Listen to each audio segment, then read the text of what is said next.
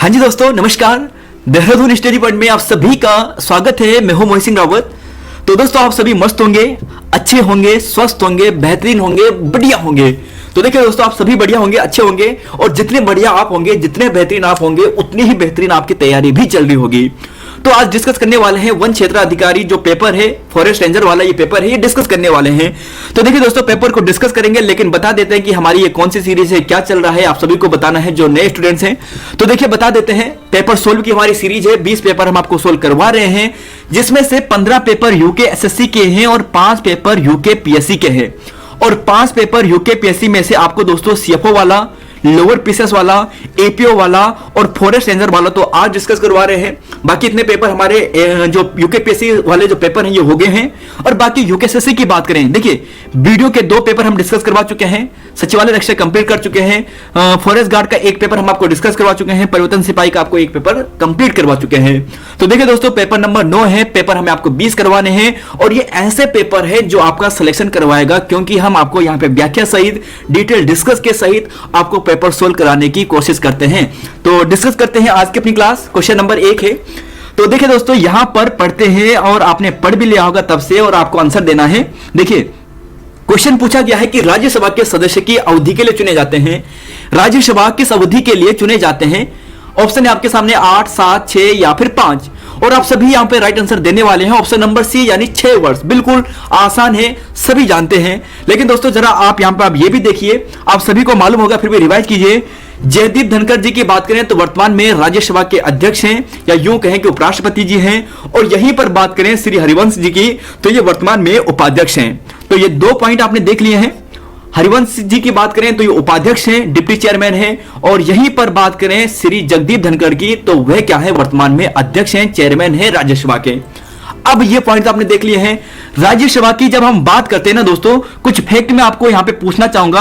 हो सके तो अगर आप यहां पे लाइव देख रहे होंगे या प्रीमियर क्लास देख रहे होंगे तो नीचे कमेंट बॉक्स में आंसर कीजिएगा। देखिए 2 क्वेश्चन आपके लिए। सबसे पहला कि राज्यसभा की पहली बैठक कब होती है और राज्यसभा का गठन कब होता है। 2 इंपॉर्टेंट प्रश्न है, इन्हें याद कीजिएगा और बताइएगा। तब तक तो शॉर्ट में आप लिख लीजिएगा जो भी आपको मालूम है कौन सी डेट है। तो देखिए सबसे पहले अगर हम बात करते हैं यहां पर कि राज्यसभा का गठन कब होता है। देखिए दोस्तों, यहां पर लिख लेता हूं मैं आपके लिए साफ साफ।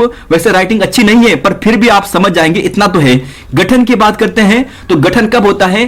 3 अप्रैल को होता है। कब होता है? 3 अप्रैल को होता है, 1952 को होता है। कब होता है? 3 अप्रैल 1952 को राज्यसभा का गठन होता है।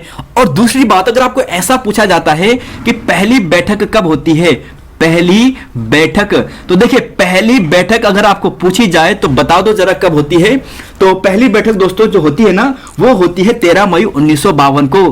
13 मई 1952 को, 13 मई 1952 को। तो यह फैक्ट तो आपने देख लिए हैं। यहीं पर अगर आपको ऐसा पूछा जाता है कि राज्यसभा सदस्य बनने के लिए न्यूनतम कितनी आयु होनी चाहिए, तो 30 वर्ष क्या होती है? 30 वर्ष न्यूनतम आयु होनी चाहिए राज्यसभा के सदस्य बनने के लिए। तो क्वेश्चन नंबर 1 ये था। अगला क्वेश्चन है क्वेश्चन नंबर 2। देखिए पूछा गया है कि निम्न में से भारतीय संविधान का कौन सा अनुच्छेद वयस्क मताधिकार से संबंधित है। अब बताना है दोस्तों आपको, यहां पे बताइए जरा क्या होगा।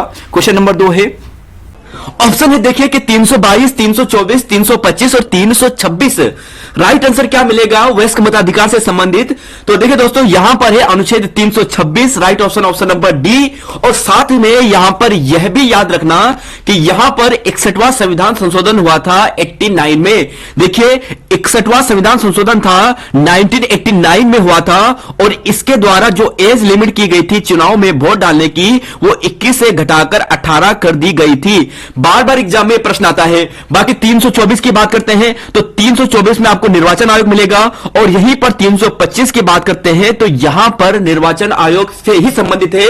लेकिन यहां पर यह बताया गया है कि जो भेदभाव होता है ना, जाति, लिंग, धर्म आदि के नाम पर जो भी भेदभाव होता है वो यहां पर इसमें चुनाव में नहीं होगा। तो देखिए 325 का यह था। क्वेश्चन नंबर यहां पर देखिए अब है अगला 3। तो क्वेश्चन नंबर 3 है, भारत के सर्वोच्च न्यायालय द्वारा निम्न में से कौन सा आदेश अवैध रूप से निरोध किए जाने के संदर्भ में जारी किया जाता है। तो देखिए दोस्तों, सबसे पहले तो यहां पर जो हिंदी की लैंग्वेज है ये कतई जहर है और आपके लिए शायद समझना थोड़ा मुश्किल भी हो, क्योंकि मुझे भी इंग्लिश का सहारा लेना पड़ा था दोस्तों। यहां पर देखिए देखिए दोस्तों, यहां पर बात करते हैं, यहां पर आप देख लीजिए कि which one of the following issued by the supreme court of India in case of the illegal detention. तो देखिए, जो इलीगल डिटेंशन होता है ना, इसके संदर्भ में कौन सा यहां पर रिट जारी की जाती है सुप्रीम कोर्ट के द्वारा। तो इलीगल डिटेंशन का संदर्भ आप है ऑप्शन नंबर ए, यानी बंदी प्रत्यक्षीकरण। ऑप्शन नंबर ए ही बिल्कुल सही है, हैबियस कॉर्पस जो है वो इसका बिल्कुल राइट आंसर है। तो देखिए दोस्तों, ऑप्शन नंबर ए यहां पर सही है। क्वेश्चन नंबर 4 है, देखिए क्वेश्चन नंबर आपको 4 पूछा गया है कि भारतीय संविधान की 11वीं अनुसूची के अंतर्गत पंचायतों को कितने विषय सूचीबद्ध किए गए हैं। तो बताइए दोस्तों, पंचायतों को कितने जो विषय हैं वो सूचीबद्ध किए गए हैं। क्वेश्चन नंबर 4 का राइट आंसर आपको क्या मिलने वाला है। तो राइट आंसर की बात करें तो ऑप्शन नंबर डी होगा। 29 विषय यहां पर दिए गए हैं। और एक चीज दोस्तों आपने बार बार पढ़ी होगी, और वह यह है कि 73वां संविधान संशोधन होता है, 73 संविधान संशोधन होता है, जो 1992 में होता है। और इसके द्वारा यहां पर पंचायती राज से संबंधित जो यहां पर संविधान जो अधिनियम है ये पारित किया जाता है। तो देखिए दोस्तों, काफी इंपोर्टेंट ये प्रश्न है। 73वां संविधान संशोधन 1992 अगले साल 1993 में, यानी 24 अप्रैल 1993 को ये लागू हो जाता है। और 24 अप्रैल को ही हम क्या मनाते हैं, पंचायती राज दिवस मनाते हैं। तो देखिए दोस्तों, यहां पर आपके लिए एक बार रफ कर लेता हूं जिससे कि आप साफ देख पाए। तो यहां पर देखिए, सबसे पहले कुछ इंपोर्टेंट अनुच्छेद है। देखिए, अगर आपको ऐसा पूछा जाता है पंचायती राज के संदर्भ में कि जो यहां पर अनुच्छेद 243 है, इसका मतलब क्या है, इसका मतलब पंचायती राज के संदर्भ में जो कार्यकाल है उसके संदर्भ में है। डी की बात करें तो आरक्षण से है, आई की बात करें तो वित्त आयोग से है, और के की बात करें तो राज्य निर्वाचन आयोग से है। इसके अलावा भी अगर आपको ऐसा पूछा जाता है कि 243 बी, अगर 243 बी आपको पूछा जाए तो यहां पर क्या है जरा बताइए। 243 एफ भी आप बताइए, 243 एफ। देखिए दोस्तों, ऊपर वाले तो हमने आपको बार बार रिवाइज करवाए हैं। 243 बी आप बताइए, 243 एफ आप बताइए, और जरूर बताइएगा। और जी भी आप बता दीजिए, 243 जी, 243 जी।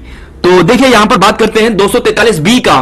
तो 243 जो बी है ना, यहां पर यह बताया गया है कि जो त्रिस्तरीय जो पंचायत संरचना है यहां पे ग्राम पंचायतों की, या फिर जो यहां पे जो पंचायती व्यवस्था की, वो यहां पर बताया गया है। ग्राम पंचायत यहां पर है, क्षेत्र पंचायत यहां पे है, जिला पंचायत यहां पे है। तो त्रिस्तरीय पंचायती व्यवस्था को अनुच्छेद 243 बी में बताया गया है।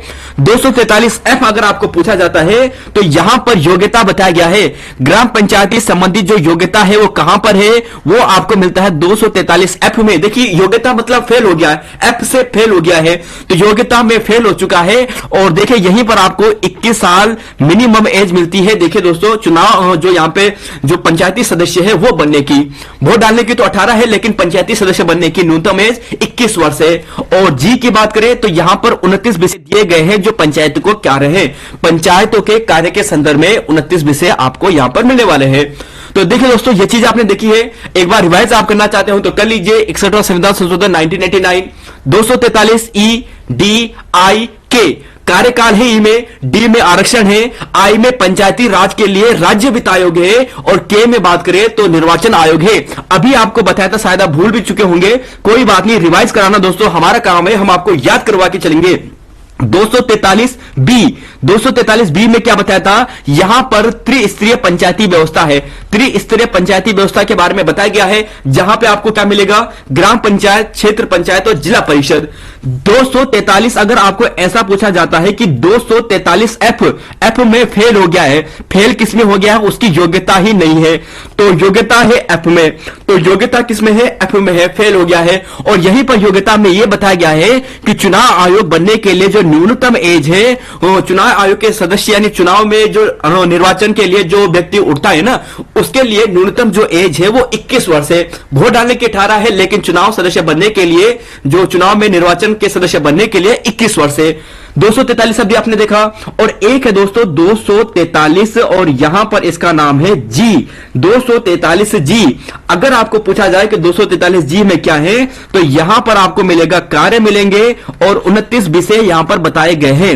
29 विषय यहां पर क्या किए गए हैं, बताए गए हैं। तो यहां पर यह था।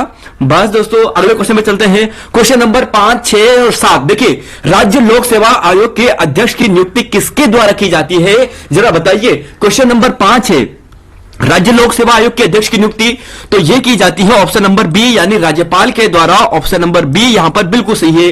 देखिए दोस्तों, राज्यपाल के संदर्भ में कुछ अनुच्छेद है, एक बार रिवाइज कीजिए। और मानता हूं अगर आपने ये पहले नहीं पढ़े होंगे या भूल चुके होंगे तो एक बार में याद करना मुश्किल है, लेकिन रिवाइज कीजिए। जब रिवाइज करोगे तभी जाके याद भी होंगे। अनुच्छेद 300 यानी 153, अनुच्छेद 153 में क्या बताया गया है कि प्रत्येक राज्य का एक राज्यपाल होगा। याद कीजिए, रिवाइज कीजिए। अनुच्छेद 153 में प्रत्येक राज्य का राज्यपाल होगा, यह बताया गया है। 54 की बात करें, 154 में यह बताया गया है कि राज्य की जो समस्त कार्यपालिका जो शक्ति है वो केंद्र जो यहां पे राज्यपाल है उसमें होगी। देखिए, राज्य की समस्त कार्यपालिका की शक्ति वो राज्यपाल में होगी। 55 में बताया गया है कि राज्यपाल की नियुक्ति राष्ट्रपति द्वारा की जाती है, केंद्र सरकार की सिफारिश पर की जाती है। 156 में क्या बताया गया है, राज्यपाल के कार्यकाल के बारे में बताया गया है। 157 में राज्यपाल की योग्यता के बारे में बताया गया है। तो देखिए दोस्तों, आपको शायद अगर साफ ना दिखे, वैसे तो काफी बड़ा रखा है, फिर भी तो आप यहां पर ये जूम करके भी देख सकते हैं। सबसे इंपॉर्टेंट अनुच्छेद यहां पे देखिए दोस्तों, यहां पर बात करते हैं अनुच्छेद 176 राज्यपाल का विशेष अभिभाषण। अनुच्छेद 213 अध्यादेश जारी करने की शक्ति। अनुच्छेद जारी करने जो अध्यादेश जारी करने की शक्ति राज्यपाल की किसमें है, अनुच्छेद 213 में। और अनुच्छेद 171 की बात करें तो राज्य विधानसभा जो यानी विधानसभा लिख लिया दोस्तों यहां पे, सॉरी विधान परिषद होगा यहां पे, विधान परिषद। राज्य विधान परिषद में जो 1/6 सदस्य होते हैं उनका चुनाव करने की यहां पर जो पावर होती है, चुने जाने की जो शक्ति होती है वो राज्यपाल के पास होती है। और अनुच्छेद 161 की बात करें तो राज्यपाल की क्षमादान शक्ति। तो देखिए दोस्तों, शायद याद करना अभी मुश्किल हो, कोई बात नहीं, आप इसे आराम से करिएगा। हमें थोड़ा आगे बढ़ना है इसलिए हम इसे आगे बढ़ लेते हैं। तो यहां पर यह था। अगले क्वेश्चन में चलते हैं, क्वेश्चन नंबर 6। देखिए, निम्न में से भारतीय संविधान का कौन सा भाग अंतर्राष्ट्रीय शांति और सुरक्षा के अभिवृद्धि के लिए राज्य का उत्तरदायी का वर्णन करता है। तो देखिए, अंतर्राष्ट्रीय शांति और सुरक्षा, तो अंतर्राष्ट्रीय शांति और सुरक्षा आप बताइए कि कौन से अनुच्छेद में है। तो देखिए, अनुच्छेद जो आपको मिलता है ना, ये मिलता है आपको 51 में। कहां पे मिलता है, 51वें अनुच्छेद में अंतर्राष्ट्रीय के संदर्भ में बताया गया है। और यह जो है यह हमारा जो नीति निर्देशक सिद्धांत है इसके अंतर्गत आता है। अब जरा यहां पर देखिए, संविधान की प्रस्तावना की बात करते हैं। 42वां संविधान संशोधन हुआ था 1976 में। एकमात्र संविधान संशोधन जो प्रस्तावना से संदर्भ में था, 42वां संविधान संशोधन 1976। फिर देखिए जरा यहां पर, अगर आप देखना चाहते हो कि पहला, दूसरा, तीसरा, चौथा, अगर आपको ऐसा पूछा जाता है कि पहला जो भाग है वो किसका है, तो यह आपको मिलेगा संघ राज्य क्षेत्र का, दूसरा नागरिकता का, तीसरा मूल अधिकार, चौथा नीति निर्देशक तत्व।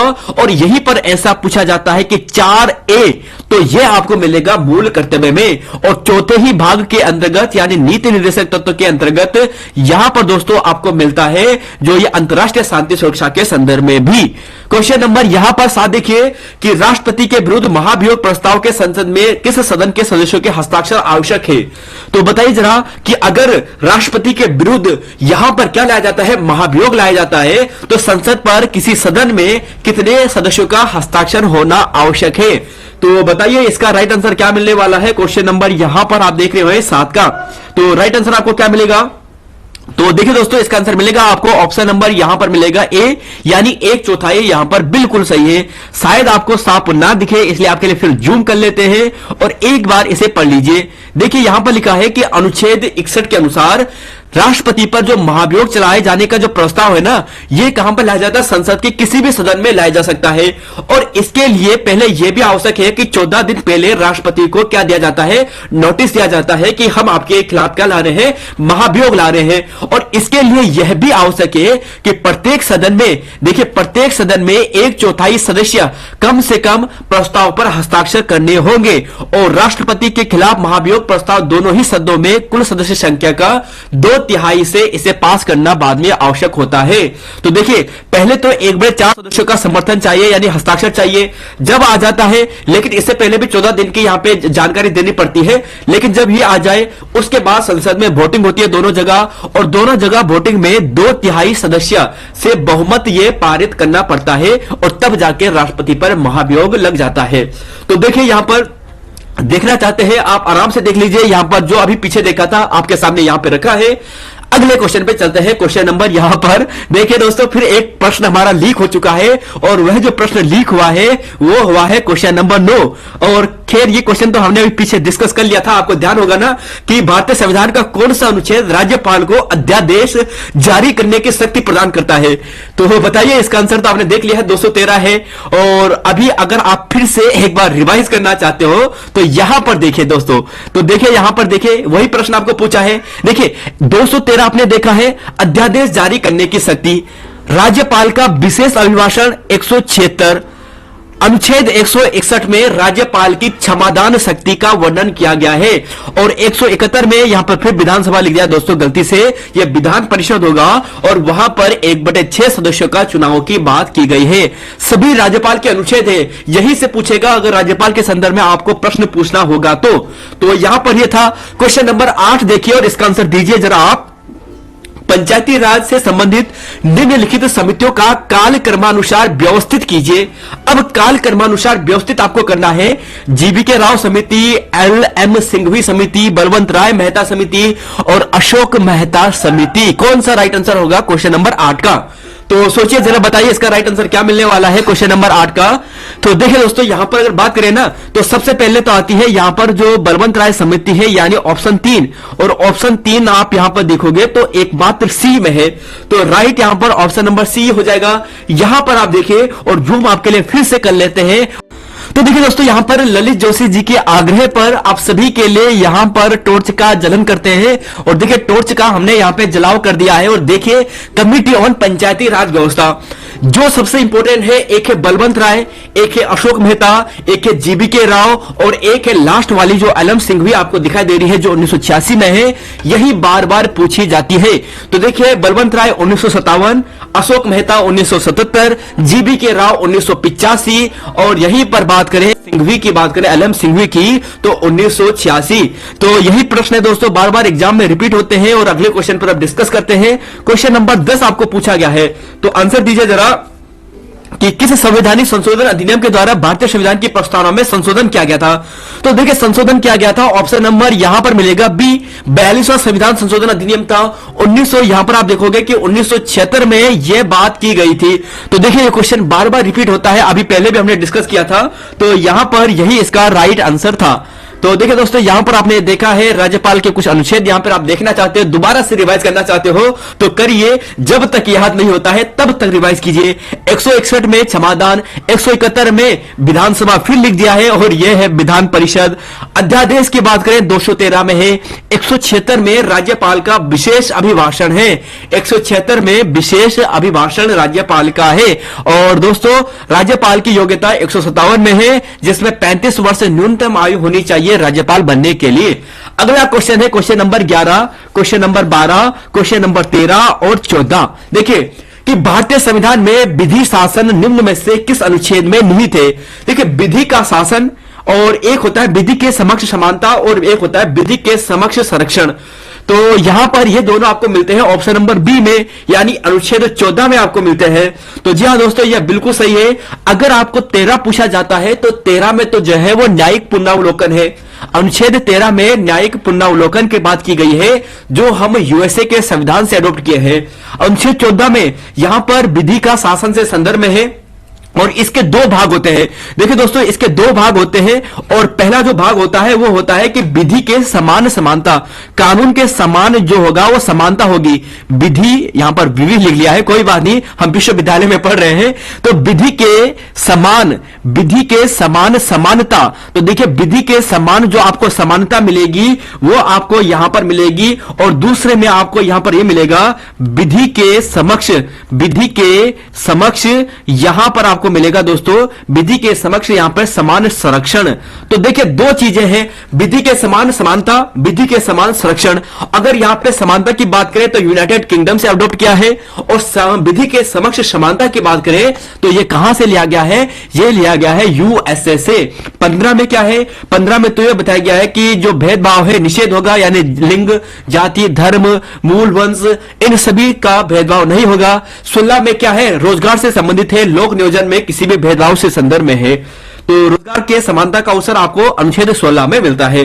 क्वेश्चन नंबर 12 देखिए, कौन सा संवैधानिक संशोधन मतदान आयु को कम करने के संबंधित है? देखिए दोस्तों, अभी आपको पहले डिस्कस करवाया था, पहले ही क्वेश्चन में डिस्कस करवाया था, और ये आपने देखा था 61वां संविधान संशोधन 1989 में। तो right answer option number A ही यहां पर होगा। क्वेश्चन नंबर, भारत में मरुस्थल वृक्षारोपण एवं अनुसंधान केंद्र कहां स्थित है? तो क्वेश्चन नंबर 13 का राइट आंसर। तो दोस्तों, इसका आंसर क्या मिलने वाला है, और आप दोगे ऑप्शन नंबर यहां पर दोने वाले हो, वह दोने वाले हो ऑप्शन नंबर डी। तो ये होगा जोधपुर। तो देखिए दोस्तों, आपके लिए रफ कर लेता हूं जिससे कि आप ऊपर वाला साफ पढ़ पाए। तो यहां पर देख लीजिए। खैर यहां पर देखिए दोस्तों, इस प्रश्न को ना आयोग ने फाइनल आंसर की में इसे डिलीट किया है, और डिलीट किस लिए किया है कि शायद यहां पे मरुस्थल वृक्ष वृक्षारोपण अनुसंधान केंद्र होना चाहिए था, इसलिए शायद इसे डिलीट किया है। तो देखिए दोस्तों, यहां पर बात करें ना, तो इस प्रश्न को आयोग ने डिलीट किया है, लेकिन यह आंसर आपको जोधपुर में ही मिलेगा। ध्यान रख लेना, अगर आप यहां पे ऐसे देखोगे कि where is the desert plantation और research centre located in India, और एक्चुअली यहां पर डेजर्ट के आगे है ना, यहां पे ट्री जोड़ा गया है। तो शायद क्या पता इस छोटे से वर्ड के लिए इस प्रश्न को डिलीट किया गया होगा, क्योंकि इसका हेडक्वार्टर तो आपको जोधपुर में ही मिलेगा। तो राइट आंसर तो यह है, इस प्रश्न को दोस्तों डिलीट किया गया है। किस कारण डिलीट किया गया है, अगर आप बता सकते हो कमेंट बॉक्स में जरूर बताएगा। क्वेश्चन नंबर 13 का क्वेश्चन नंबर 14 है कि भारत में अभ्रक का सबसे बड़ा उत्पादक राज्य कौन सा है? तो भारत में अभ्रक का सबसे बड़ा उत्पादक राज्य जो आपको मिलेगा, यह मिलेगा आंध्र प्रदेश। ऑप्शन नंबर यहां पर ए इसका बिल्कुल सही है। तो देखिए दोस्तों, यहां पर यह था। अगला क्वेश्चन है 15, 16, 17 और 18। देखिए, राज्य पुनर्गठन आयोग की स्थापना, सबसे पहले जो राज्य पुनर्गठन आयोग की स्थापना होती है ना, यह होती है ऑप्शन नंबर, जी हां, ऑप्शन नंबर ए में होती है 1953 में, 1956 में बाद में होती है, लेकिन पहले 1953 में होती है। और फिर दोस्तों यहां पर आप ध्यान रखिएगा, 22 दिसंबर आपके लिए जूम कर लेता हूं। 22 दिसंबर 1953 में न्यायाधीश फजल अली की अध्यक्षता में पहले राज्य पुनर्गठन आयोग का गठन होता है, और इस आयोग ने 30 सितंबर 1955 को अपनी रिपोर्ट सौंपी। और इस आयोग के 3 सदस्य फजल अली, हृदय रात कुंजरू और के एम पणिकर थे। 1955 की आयोग की इस रिपोर्ट के बाद 1956 में नए राज्यों का निर्माण होता है। 14 राज्य और 6 केंद्र शासित प्रदेश राज्य भी बनते हैं। तो यहां पर यह पॉइंट था। अगला क्वेश्चन पे डिस्कस करेंगे, और यहां पर आप देखिए पूछा गया है, पूछा गया है दोस्तों कि निम्न में से कौन सा प्रथम राज्य है जो अपने सकल घरेलू उत्पाद की गणना, जो जीडीपी है, इसकी जो गणना करता है, वो पर्यावरण के उत्पाद का उपयोग करेगा। तो बताइए जरा इसका आंसर क्या मिलने वाला है। और यह है दोस्तों एक पहाड़ी राज्य, और पहाड़ी राज्य इसमें से है हमारा उत्तराखंड।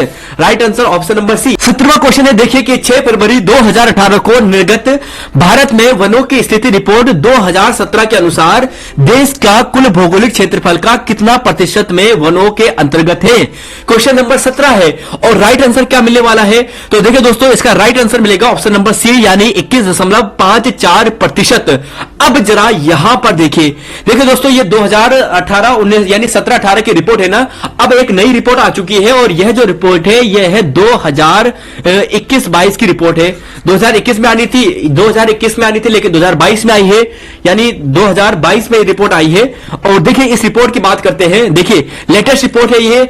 अगर ऐसा पूछा जाता है कि भारत में कुल फॉरेस्ट कवर कितना है, टोटल फॉरेस्ट कवर, तो यहां पर है 21.71%। 21.71% कितना है? 21.71%। पहले कितना था? पहली रिपोर्ट के अनुसार 21.54%। अब कितना हो चुका है? 21.71%। यहीं पर आपको ऐसा पूछा जाता है कि यहां पर फॉरेस्ट जो स्क्रब है वो कितना है, तो यह है 1.42%। देखिए 1.42%, इंग्लिश हिंदी दोनों मिक्स। तो देखिए दोस्तों, खैर कोई बात नहीं, आपको तो समझना है, मतलब आना चाहिए समझ में, और राइट आंसर आपको मिल गया है। तो कितना है? 21.71%। यह प्रश्न आपने देख लिया। नंबर 19 पूछा गया है कि भारत में जनसंख्या विस्फोट संदर्भ में है। तो देखिए जनसंख्या विस्फोट कब होता है, बताइए। क्वेश्चन नंबर 19 का ऑप्शन पढ़ लीजिए आप। तो जनसंख्या विस्फोट कब होता है? तो जनसंख्या विस्फोट जब होता है दोस्तों, वो तभी होगा ना जब जनसंख्या एकदम बढ़ती जाएगी, मृत्यु दर कम होता जाएगा। तो ऑप्शन नंबर ए यहां पे सही होगा। अगला है देखिए 20वां क्वेश्चन, भारत की समुद्री तटरेखा की कुल लंबाई कितनी है? तो देखिए दोस्तों, यह आपको मिलता है ऑप्शन नंबर यहां पर बी, यानी 7516.6 किलोमीटर, 7516.6 किलोमीटर। अब जरा कुछ फैक्ट यहां पे देखिए, अगर आपको ऐसा पूछा जाता है कि भारत की, देखिए भारत की कुल स्थलीय सीमा कितनी है, स्थलीय सीमा भारत की कुल कितनी है, तब आपका आंसर आता है 15,200 किलोमीटर। देखिए एक्यूरेट नहीं है, 15,200 किलोमीटर, 15,200 किलोमीटर है, यानी भारत की कुल स्थलीय सीमा। ये एनसीईआरटी का रेफरेंस हमने आपके सामने रखा है। कुल तटीय सीमा की बात करें यानी ये हो गया 7,516, 7,516.6। तो टोटल अगर आपको पूछा जाए तो इन दोनों को काउंट कर लीजिएगा। अब ये चीजें तो आपने देख ली है। अगर ऐसा पूछा जाता है कि भारत का कुल क्षेत्रफल कितना है, तो 32,87,263, 32,87,263, यह प्रश्न रिपीट हो चुका है कि 32,87,263 क्या है, भारत का कुल क्षेत्रफल है। 32,87,263 वर्ग स्क्वायर भारत का कुल क्षेत्रफल है। भारत का स्थलीय सीमा 15,200 किलोमीटर, समुद्री सीमा 7,516 किलोमीटर। अगर ऐसा पूछा जाता है कि भारत की पूर्व से लेकर पश्चिम तक की जो दिशा है, लंबाई चौड़ाई है, वो कितनी है, तो चौड़ाई आपको कितना मिलेगा, यह मिलेगा 2933 किलोमीटर, 2933 किलोमीटर, यानी 2,933 किलोमीटर। और उत्तर से दक्षिण आपको पूछा जाए, उत्तर से दक्षिण, तब आपको मिलता है यहां पर 3214 किलोमीटर। तो देखिए दोस्तों, यहां पर भारत के संदर्भ में कुछ महत्वपूर्ण पॉइंट थे, इन्हें याद कीजिएगा, यही बार बार आते हैं। क्वेश्चन नंबर 21, भारत का सबसे बड़ा कोयला क्षेत्र कौन सा है। तो देखिए दोस्तों, भारत का सबसे बड़ा जो कोयला क्षेत्र है, ये आपको झरिया मिलेगा, ऑप्शन नंबर सी मिलेगा, और सबसे ज्यादा आपको झारखंड में मिलेगा। इसकी अभी एक वीडियो पीडीएफ बताएंगे आपको। देखिए अब देखिए, अंतःस्थलीय जलमार्ग प्राधिकरण, भारत जो यहां पर है ना कि अंतःस्थलीय जलमार्ग प्राधिकरण भारत IWAI का संवैधानिक संस्था के रूप में 1986 में गठित किया गया। एक फैक्ट यहां पे देखिए, आपको पूछा जाएगा अगली बार कि जो यहां पर अंतःस्थलीय जलमार्ग प्राधिकरण है, इसका गठन कब किया गया था, तो 1986 में किया गया था, अक्टूबर माह में। अब इसका हेडक्वार्टर कहां पर है, तो ये तो सरल हो गया है, अगर डेट पूछते तो टफ हो जाता, लेकिन ध्यान रखिए नोएडा में आपको इसका आंसर मिलने वाला है। और पिछड़ी जाति आयोग की बात करते हैं, ओबीसी की बात करते हैं, तो पहले सभापति काका साहेब कालेकर थे। और एक फैक्ट यहां पे ध्यान रखिएगा कि 102वां संविधान संशोधन 2018 में हुआ था, इसके तहत ओबीसी को संवैधानिक दर्जा दिया गया था, ओबीसी आयोग को। ठीक है, अगला क्वेश्चन देखिए, यहां पर देखेंगे दोस्तों, अगर आपको ऐसा पूछा जाता है कि कोयला भंडारण सबसे ज्यादा कहां है, तो कोयला भंडारण वाला जो सबसे बड़ा राज्य है वो आपको झारखंड मिलेगा। देखिए यहां पर देखिए, इसका आप देखिए कि इसके सामने आसपास कोई भी नहीं है। झारखंड की बात करें 45,563 प्रमाणित थे, और यानी ये टन में है। और यहां पर आप देखोगे ओडिशा की बात करें तो 37,391 है, फिर छत्तीसगढ़, फिर पश्चिम बंगाल। तो इनका क्रम आप देख लीजिए। यही दोस्तों बार बार पूछे जाते हैं कि कोयला भंडारण में, ध्यान रखिएगा भंडारण वाला है। क्वेश्चन नंबर 24, नजला बोडेन रमधारी किस देश की पहली महिला प्रधानमंत्री बनी है, तो right answer, right answer, right answer, right answer. तो जी हां दोस्तों, यहां पर ट्यूनिशिया आपको मिलेगी। और सना मारिन बहुत ही प्रसिद्ध रही थी, जो पहली महिला बनी थी ना, ये फिनलैंड की बनी थी उस टाइम पे, आज से 2-2.5 साल पहले की बात है। पर्यावरण संस्था लीगल इनिशिएटिव फॉर एनवायरमेंट, देखिए दोस्तों यह प्रश्न हमने आपको करवाया था, और उस समय जब हमने आपको करवाया था ना, तब हमने आपको बताया था कि यह प्रश्न बहुत ही इंपॉर्टेंट है, यहां पर भी पूछा गया है और आने वाले एग्जाम में भी पूछा जाएगा। यहां पर देखिए, आपके लिए जूम कर लेता हूं, देखिए ये देखिए, हमने जब दोस्तों आपको जो 100 इंपोर्टेंट क्वेश्चन करवाए हैं करंट अफेयर के, वहां पे आपको बताया था कि इन्हें रटकर चलिएगा, ये सबसे इंपोर्टेंट है, आने वाले कम से कम जो अगले दिसंबर तक होगा तब तक पूछे जाएंगे। राइट लाइवलीहुड अवार्ड 2021, तो देखिए यहां पर 4 लोगों को, हमने 4 व्यक्तियों को दिया गया है, 3 लोगों को और 1 संस्था को। तो मार्थे बांदो, फ्रेडा ह्यूसन और व्लादिमीर स्लिवाकिया, इन तीनों को राइट लाइवलीहुड अवार्ड 2021 दिया गया है। और इसके अलावा जो यहां पर लाइव संस्था है जो भारत की है, क्योंकि भारत की है इसलिए इंपोर्टेंट है, तो इन्हें भी यह दिया गया है। तो राइट आंसर आपको मिल गया ऑप्शन नंबर सी। अब यहां पर देखिए कि हरा भरा खेत हरा भरा नामक ड्रोन आधारित वन रोपण परियोजना, तो दोस्तों ये तेलंगाना है। और डाक टिकट की बात करेंगे फिल निप्पॉन, तो निप्पॉन आपको जापान में मिलेगा। देखिए निप्पॉन का सेल किस किसने देखा है बताइए जरा। निप्पॉन का एक सेल आता था बहुत बड़ा बड़ा, आज के जमाने में शायद नहीं होगा, एक बड़ी सी टॉर्च आती थी, और एक यहां पर इतना बड़ा टॉर्च का एक सेल आता था, निप्पॉन नाम रहता था उसका। और बताना है दोस्तों आपको कि किस किसने वो देखा है, तो बताइए दोस्तों कौन से किस किसने देखा है वो सेल, उस जमाने के कौन कौन है। तो देखिए यहां पर जापान है राइट आंसर। कुछ अवार्ड है आपके सामने, हमने वहां पे करवाए थे, रिवाइज आपको करवा रहे हैं, क्योंकि दोस्तों हम आपके लिए कोशिश रहते हैं कि आप जो ये वीडियो देखें, जो भी यहां पर इसका यहाँ कंटेंट का फायदा ले, उसका सिलेक्शन हो। क्योंकि हम कोशिश, देखिए हम तो नहीं जानते कि पेपर में क्या आएगा, लेकिन हम इतना जानते हैं कि इंपॉर्टेंट क्या है और क्या सबसे इंपॉर्टेंट है। तो जो इंपॉर्टेंट है वो हम आपको प्रोवाइड कराने की कोशिश करते हैं। राइट लिवलीहुड आपको बता दिया है। अगर आपको दादा साहेब फाल्के अवार्ड पूछा जाए, देखिए 50वां दादा साहेब फाल्के अवार्ड 2018 का ऐसा पूछा जाएगा एग्जाम में कि 2018 का किसे दिया गया है, 2019 का किसे दिया गया है, और आप कंफ्यूज कर जाओगे। या फिर ऐसा पूछेंगे कि 51वां दादा साहेब फाल्के अवार्ड किसे दिया गया है, और आप सोचोगे कि यार 51वां वाला किसे दिया गया होगा, ईयर तो यहां पे लिखा ही नहीं है। तो देखिए कंफ्यूज नहीं करना है, आपको दोनों याद करके चलने हैं। 50वां की बात करें तो 2018 में दिया गया था अमिताभ बच्चन को, 51वां 2019 में रजनीकांत को, और 52वां 2020 का है ये आशा पारे को दिया गया है, और अभी 2022 में दिया गया है।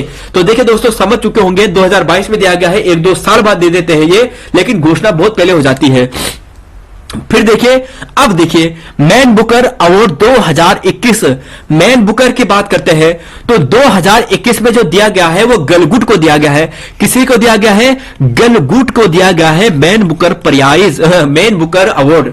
ठीक है, अब 2020 का बात करें तो डगलस स्टुअर्ट को दिया गया है, और गलगुट को जो दिया गया है द प्रॉमिस बुक के लिए दिया गया है। अब मैन बुकर इंटरनेशनल प्राइज, दो होते हैं, एक तो होता है बुकर प्राइज और एक होता है international prize, Man Booker international prize. तो इंटरनेशनल प्राइज 2022 का गीतांजलि श्री राव को दिया गया है। रेत समाधि इनकी पुस्तक है, और डोजी रेकवाल ने यहां पे अनुवाद करवाया था, और डेविड डियोप को 2021 का दिया गया है, यह भी ध्यान रखिएगा। अगले क्वेश्चन पे चलते हैं, क्वेश्चन नंबर 28, 29, 30 और 31। देखिए, विश्व बौद्धिक संपदा संगठन द्वारा लॉन्च ग्लोबल इनोवेशन इंडेक्स 2021 में भारत की रैंक। तो कुछ इंडेक्स दोस्तों आपको मैं यहां पे कराने वाला हूं, अभी करवाऊंगा, उन्हें याद करके चलेगा, एक बार पढ़ लीजिएगा फिर याद कीजिएगा। देखिए इसका आंसर तो आपको मिलेगा ऑप्शन नंबर यहां पे सी यानी 46, और जो FSSAI है इसके द्वारा खाद्य सुरक्षा सूचकांक में कौन सा भारतीय राज्य शीर्ष में था 2021 की बात कर रहे हैं, तो उस समय यहां पर जो था वह था गुजरात।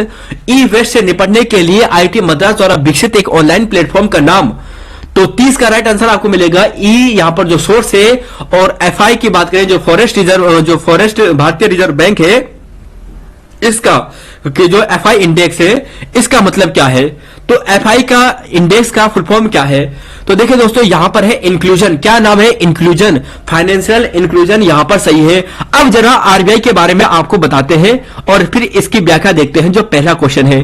देखिए RBI की बात करते हैं, जरा यह बताइए कि किस कमेटी के सिफारिश पर इसकी स्थापना की गई थी, कौन सा वहां पे आयोग था, है ना, और इसकी स्थापना कब होती है, इसके गवर्नर कौन से हैं, वर्तमान में जो गवर्नर है ना शक्तिकांत दास, कौन से नंबर के हैं ये आप बताइए। पहले गवर्नर कौन थे यह भी आप बताइए, और पहले भारतीय गवर्नर कौन थे यह भी आप बताइए।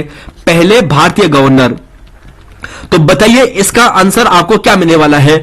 RBI, देखिए RBI की बात करते हैं तो young Hilton committee, young Hilton, देखो यंग हिल्टन कमेटी के सिफारिश पर RBI की स्थापना होती है। एक आता है 1934 में, और स्थापना जो होती है ये होती है 1935 में, और 1 अप्रैल 1935 में। तो 1 अप्रैल 1935 को इसकी स्थापना होती है, एक्ट 1934 में आता है। अब यहां पर देखिए ये चीज आपने देख लिया है, हेडक्वार्टर आपको इसका मुंबई में मिलेगा, ये बड़ी बात नहीं है। गवर्नर की बात करते हैं, देखिए इसके जो वर्तमान गवर्नर है इनका नाम है शक्तिकांत दास। क्या नाम है? शक्तिकांत दास। और शक्तिकांत दास की बात करते हैं तो ये 25वें नंबर के हैं। कौन से नंबर के हैं? 25वें नंबर के हैं, ध्यान रखिएगा 25वें नंबर के हैं। पहले गवर्नर कौन थे? ओशबोर्न स्मिथ थे। ओशबोर्न, देखिए ओशबोर्न स्मिथ इसके पहले गवर्नर थे। और पहले भारतीय गवर्नर की बात करें तो CD देशमुख थे, CD देशमुख थे। तो ऐसे प्रश्न बार बार एग्जाम में रिपीट होते हैं, जो फैक्ट है आपको याद करने हैं। देखिए दोस्तों कुछ यहां पर इंडेक्स है, याद कर लीजिएगा। देखिए सबसे इंपॉर्टेंट देखिए कि ह्यूमन डेवलपमेंट इंडेक्स 2021-22, अगर आपको पूछा जाता है कि HDI इंडेक्स, तो भारत की रैंक कितनी है? HDI इंडेक्स 2021-22 में भारत की रैंक है 132। Global environment performance index 2022 Bharat की रैंक है 180। कितनी है 180। तो एनवायरमेंट में है भारत पीछे है, बहुत पीछे है, 180 में है। हंगर इंडेक्स की बात करें तो हंगर इंडेक्स में भारत है 107 पे, हंगर इंडेक्स में 107 पे, हैप्पीनेस में 136 में। देखिए वर्ल्ड हैप्पीनेस इंडेक्स, तो वर्ल्ड हैप्पीनेस रिपोर्ट 2022 में भारत की रैंक कितनी है 136। प्रेस फ्रीडम में 150, प्रेस फ्रीडम में भारत की रैंक 150। और एनर्जी ट्रांजिशन इंडेक्स की बात करें लास्ट वाला तो इसमें है 87। तो देखिए दोस्तों इन्हें आप पढ़ लीजिए। अगर आपको पूछा जाए एचडीआई में 132 है, ग्लोबल एनवायरमेंट परफॉर्मेंस में 180 है, हंगर में बहुत पीछे है 107 है, हैप्पीनेस में 136 है। देखिए हैप्पीनेस में भारत का 36 का आंकड़ा होता है और 36 तो हम कभी पहुंचेंगे नहीं, तो 136 ही होगा। तो 136 आप ऐसे याद करना। और प्रेस की बात करें तो प्रेस में भी हम काफी पीछे हैं, 150 में है, प्रेस का 50, प्रेस का 50, तो प्रेस का 50 याद करना। और आप ये भी समझते हैं कि 50 तो हम कभी पहुंच नहीं पाएंगे, लेकिन फिर भी 150 हम पहुंच सके हैं, तो प्रेस में 50 है, ऐसा याद कर लीजिएगा। तो देखिए दोस्तों कुछ इंडेक्स है, कुछ आपको अभी दूसरे पार्ट में भी करवाएंगे, तब तक इसका आंसर दीजिए। 32, 33, 34 और 35, यहां पर देखिए 32, 33, 34। 100% कोविड-19 टीकाकरण लक्ष्य हासिल करने वाला पहला शहर, तो राइट आंसर क्या मिलेगा? तो जी हां भुवनेश्वर इसका बिल्कुल सही है, कोई बड़ी बात नहीं है। अब जरा यहां पर आप देखना चाहते हो तो एक बार रिवाइज कर लीजिए। वैसे आपने बार बार पढ़े होंगे, सिर्फ रिवाइज करना है। वैश्विक महामारी जो घोषित की जाती है ये 11 मार्च 2020 को की जाती है। जो कोविड-19 है इसे जो वैश्विक महामारी घोषित की जाती है ये 11 मार्च 2020 को की जाती है। भारत में कोरोना वायरस का पहला मामला दर्ज कब होता है, कहां होता है? केरल में। पहली मौत, पहली भौत, तो देखिए दोस्तों पहली जो भौत होता है, सॉरी यहां पे गलत हो गया है, पहली मौत कर्नाटक में होती है। नरेंद्र मोदी ने जनता कर्फ्यू लगाने की अपील की थी 22 मार्च 2020 को। पहली बार लॉकडाउन 25 मार्च से 14 अप्रैल को। महामारी घोषित करने वाला पहला राज्य हरियाणा, कर्फ्यू लगाने वाला पंजाब, लॉकडाउन लगाने वाला राजस्थान, और पहला जो टीका लगा था मनीष कुमार। तो देखिए दोस्तों आपने एक बार रिवाइज कर लिया है इन सभी को एक साथ में, और स्क्रीनशॉट ले लीजिएगा अगर आप लेना चाहते हो। तो यहां पर यह पार्ट है। अगले क्वेश्चन पे चलते हैं। क्वेश्चन नंबर यहां पर 33 है। स्वयं सहायता समूह के उत्पादों के विपणन के लिए आवास एवं शहरी मंत्रालय द्वारा शुरू किया गया ब्रांड का नाम क्या है? तो इस ब्रांड का नाम है सोनू चिरैया, सॉरी सोन चिरैया, ठीक है। और EIA नियोजन साधन है, नियोजन के प्रारंभिक चरणों के विकास प्रक्रिया के पर्यावरण के मुद्दों को समाहित करता है। नदी घाटी परियोजना हेतु भारत में यह पहली बार लाया गया था। तो देखिए दोस्तों प्रश्न तो सर से ऊपर से जा रहा है, पर कोई बात नहीं, आपको सिर्फ इतना ध्यान रखना है कि पर्यावरणीय प्रभाव आकलन EIA यह पहली बार जो नदी घाटी परियोजना में इसका प्रयोग लाया गया था, यह लाया गया था ऑप्शन नंबर जो बी है 1978 में, तब लाया गया था। सिंपल है, याद करना है। अगला क्वेश्चन पे चलेंगे, लेकिन एक बार रिवाइज करना चाहते हैं तो रिवाइज कर लीजिए। 1 मिनट का आपको समय देता हूं, जल्दी जल्दी पढ़िए, मन में पढ़िए, बाहर पढ़िए, जो आपके सामने है उन्हें याद होना चाहिए। उन्हें भी याद होना चाहिए कि कोविड-19 में क्या क्या महत्वपूर्ण बातें हुई थी, कौन सी घटनाएं घटी थी, कौन सी भयंकर घटनाएं घटी थी, कौन सा यहां पर महाकाल का समय था। तो देखिए कोविड-19 ये देख लिया है, पढ़ लिया है, ठीक है। अगले क्वेश्चन पे चलते हैं। क्वेश्चन नंबर यहां पर देखिए 35, 36, 37 और 38। सुनील लुल्ला के इस्तीफे के बाद ब्रॉडकास्ट ऑडियंस रिसर्च काउंसिल, तो देखिए यहां पर आपको पूछा गया है कि सुनील लुल्ला के इस्तीफे के बाद Broadcast Audience Research Council BARC के CEO के रूप में किसे नियुक्त किया गया है? तो बताइए दोस्तों इसका क्या होगा? तो बताइए इसका राइट आंसर क्या होने वाला है? तो देखिए दोस्तों इसका आंसर की बात करें तो यह आपको मिलेगा ऑप्शन नंबर, जी सोचिए जरा। तो चलिए दोस्तों ऑप्शन नंबर बी है, नकुल यहां पर चोपड़ा है, इसका बिल्कुल सही है। कुछ और संस्था के बारे में जो रिपीट होते हैं बार बार, देखिए एक होता है भाभा जो परमाणु संधान केंद्र है ना, बार्क वाला, ये तो ये हो गया कि ब्रॉडकास्ट वाला है। एक बार्क है भाभा एरोमेटिक रिसर्च सेंटर, यहां पे लिख लेता मैं, भाभा एरोमेटिक रिसर्च सेंटर। देखिए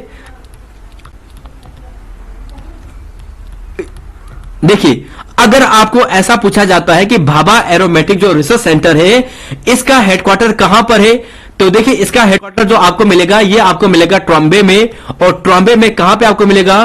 ट्रॉम्बे में दोस्तों ये आपको मिलेगा ट्रॉम्बे में,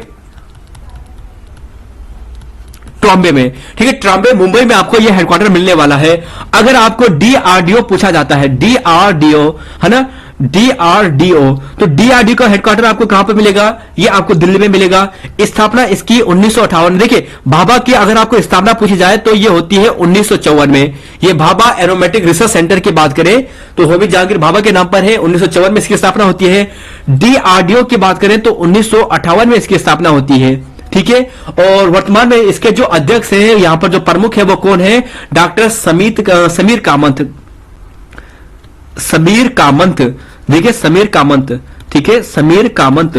तो ध्यान रखिएगा दोस्तों, समीर कामत वर्तमान में इसके प्रमुख है। किसके? ये डीआरडीओ के। और इसरो की बात करते हैं, इसरो के वर्तमान प्रमुख कौन है? देखिए 1969 में 15 अगस्त 1969 में इसकी स्थापना होती है और वर्तमान में इसके हैं प्रमुख एस सोमनाथ। तो यह फैक्ट आपने देख लिया है। और एक चीज यहां पर ध्यान रखिएगा दोस्तों, इसरो से रिलेटेड एक चीज है, एक है स्काई रूट। देखिए आपने आजकल पढ़ा होगा ना, स्काई रूट कंपनी, जिसने अभी भारत की यह पहली प्राइवेट कंपनी बनी है स्काई के मामले में, जिसने अपने जो प्रक्षेपण है, जो अपने यान है, ये अंतरिक्ष में लॉन्च किया है, स्काई रूट। तो इस कंपनी का नाम है स्काई रूट। इस कंपनी की स्थापना होती है जून 2018 में। कब होती है? जून 2018 में इसकी स्थापना होती है। और चंदन, ध्यान के, पवन कुमार चंदाना, क्या नाम है? पवन कुमार चंदाना, पवन कुमार चंदाना इसके वर्तमान में प्रमुख है। और इसके यहां पर क्या है, इसके ध्यान रखिएगा दोस्तों, इसके मालिक हैं। तो ध्यान रखिएगा दोस्तों, काफी इंपॉर्टेंट है स्काई रूट। अभी हाल ही में आपने देखा होगा, ठीक है, जून 2018 में इस कंपनी के स्टार्टअप के रूप में आती है। अगला क्वेश्चन है यहां पे 36वां की पूछा है कि कारीगरों की सशक्त बनाने हेतु हस्तशिल्प क्षेत्र में मजबूत किए जाने के संगठन में ऑनलाइन प्लेटफॉर्म माई ई हार्ट किसने लॉन्च किया है? तो देखिए दोस्तों, माई ई हार्ट जो लॉन्च किया है, ये किया है option number D, HCL foundation, HCL ने किया है। क्वेश्चन नंबर 37, जून 2021 में माइक्रोसॉफ्ट के अध्यक्ष के रूप में किसे नियुक्त किया गया है? तो माइक्रोसॉफ्ट के अध्यक्ष कौन है? सत्य नडेला है। ऑप्शन नंबर यहां पर ए इसका बिल्कुल सही है। और एक काम आपको देता हूं, आप अमेजन का पता करके चलना और बाकी एप्पल का हो गया, फेसबुक का हो गया, इन्हें भी पता करके चलना। भारत का सबसे तेजता सौर ऊर्जा संयंत्र तो कहां पर है? ये आपको आंध्र प्रदेश में खोला गया, आंध्र प्रदेश में स्थापित किया गया था। राइट आंसर ऑप्शन नंबर यहां पर बी। क्वेश्चन नंबर 39, 40, 41 और 42, देखिए भारत रत्न से सम्मानित उत्तराखंड की एकमात्र विभूति का नाम बताइए। गोविंद बल्लभ पंत जी, जनरल BC जोशी जी और NH बहुगुणा जी। तो देखिए दोस्तों, ऑप्शन की बात करें तो आप सभी इसका सही देने वाले हैं और यह होगा ऑप्शन नंबर बी, यानी गोविंद बल्लभ पंत जी इसका बिल्कुल सही आंसर है। तो देखिए दोस्तों, एक बार रिवाइज कर लीजिए। यहां पर देखिए गोविंद बल्लभ पंत जी की बात करें तो 10 सितंबर 1887 को इनका जन्म होता है। पिता का नाम पंत, सॉरी यहां पर लिखना था मनोरथ पंत, मनोरथ। तो पिताजी का नाम इनका होता है मनोरथ पंत जी और माता का नाम गंगा देवी।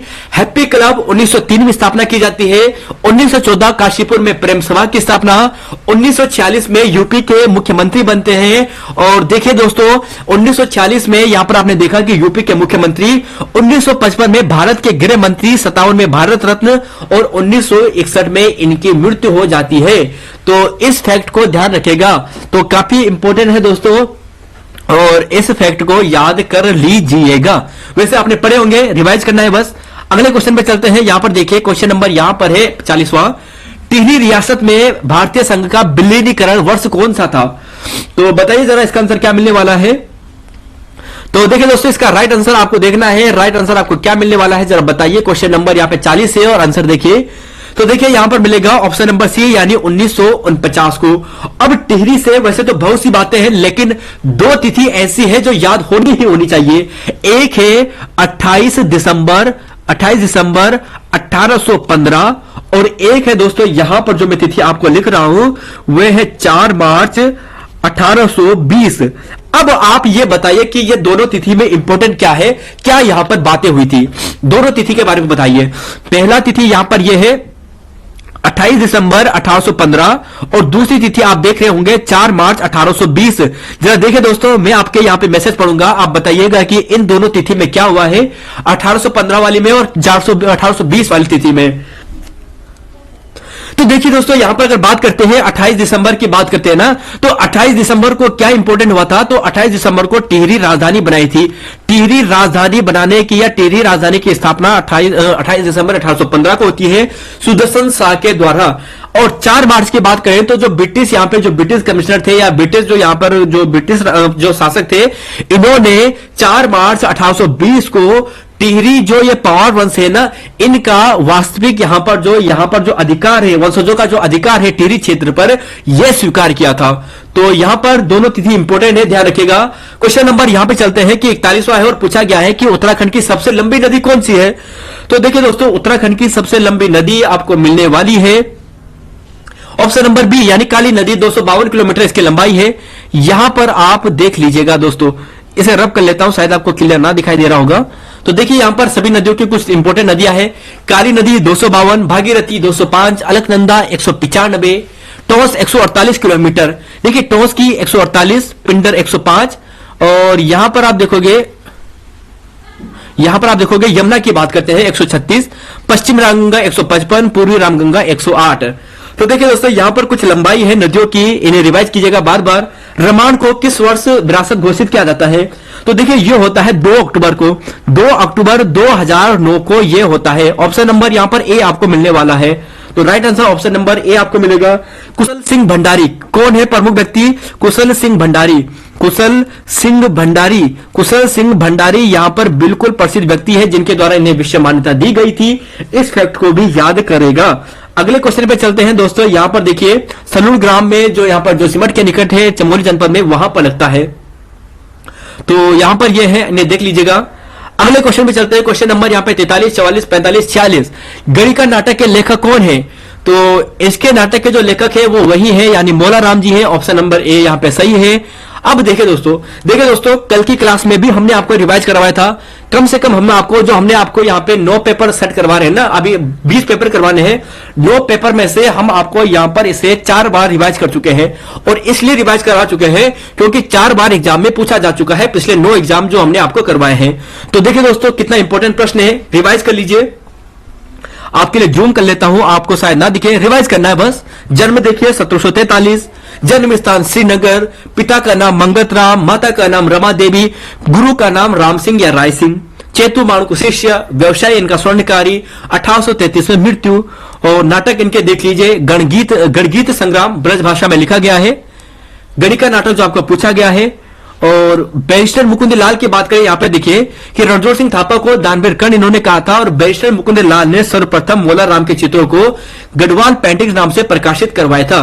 देखिए ये तिथि थोड़ा विवादित है, 1969 आपको कहीं पर दिखेगा, लेकिन मैंने आपको जो यहाँ पे रेफरेंस दिया है, ये वेबसाइट के अकॉर्डिंग दिया है, जो एचएनबी गढ़वाल यूनिवर्सिटी है उनके अकॉर्डिंग आपको वेबसाइट के अनुसार यहाँ पे ये रेफरेंस दिया है। और इसके अलावा जो ओरिजिनल बुक प्रिंट है उस पर जो तिथि लिखी है 1968, उसके आधार पर आपको ये बताया है।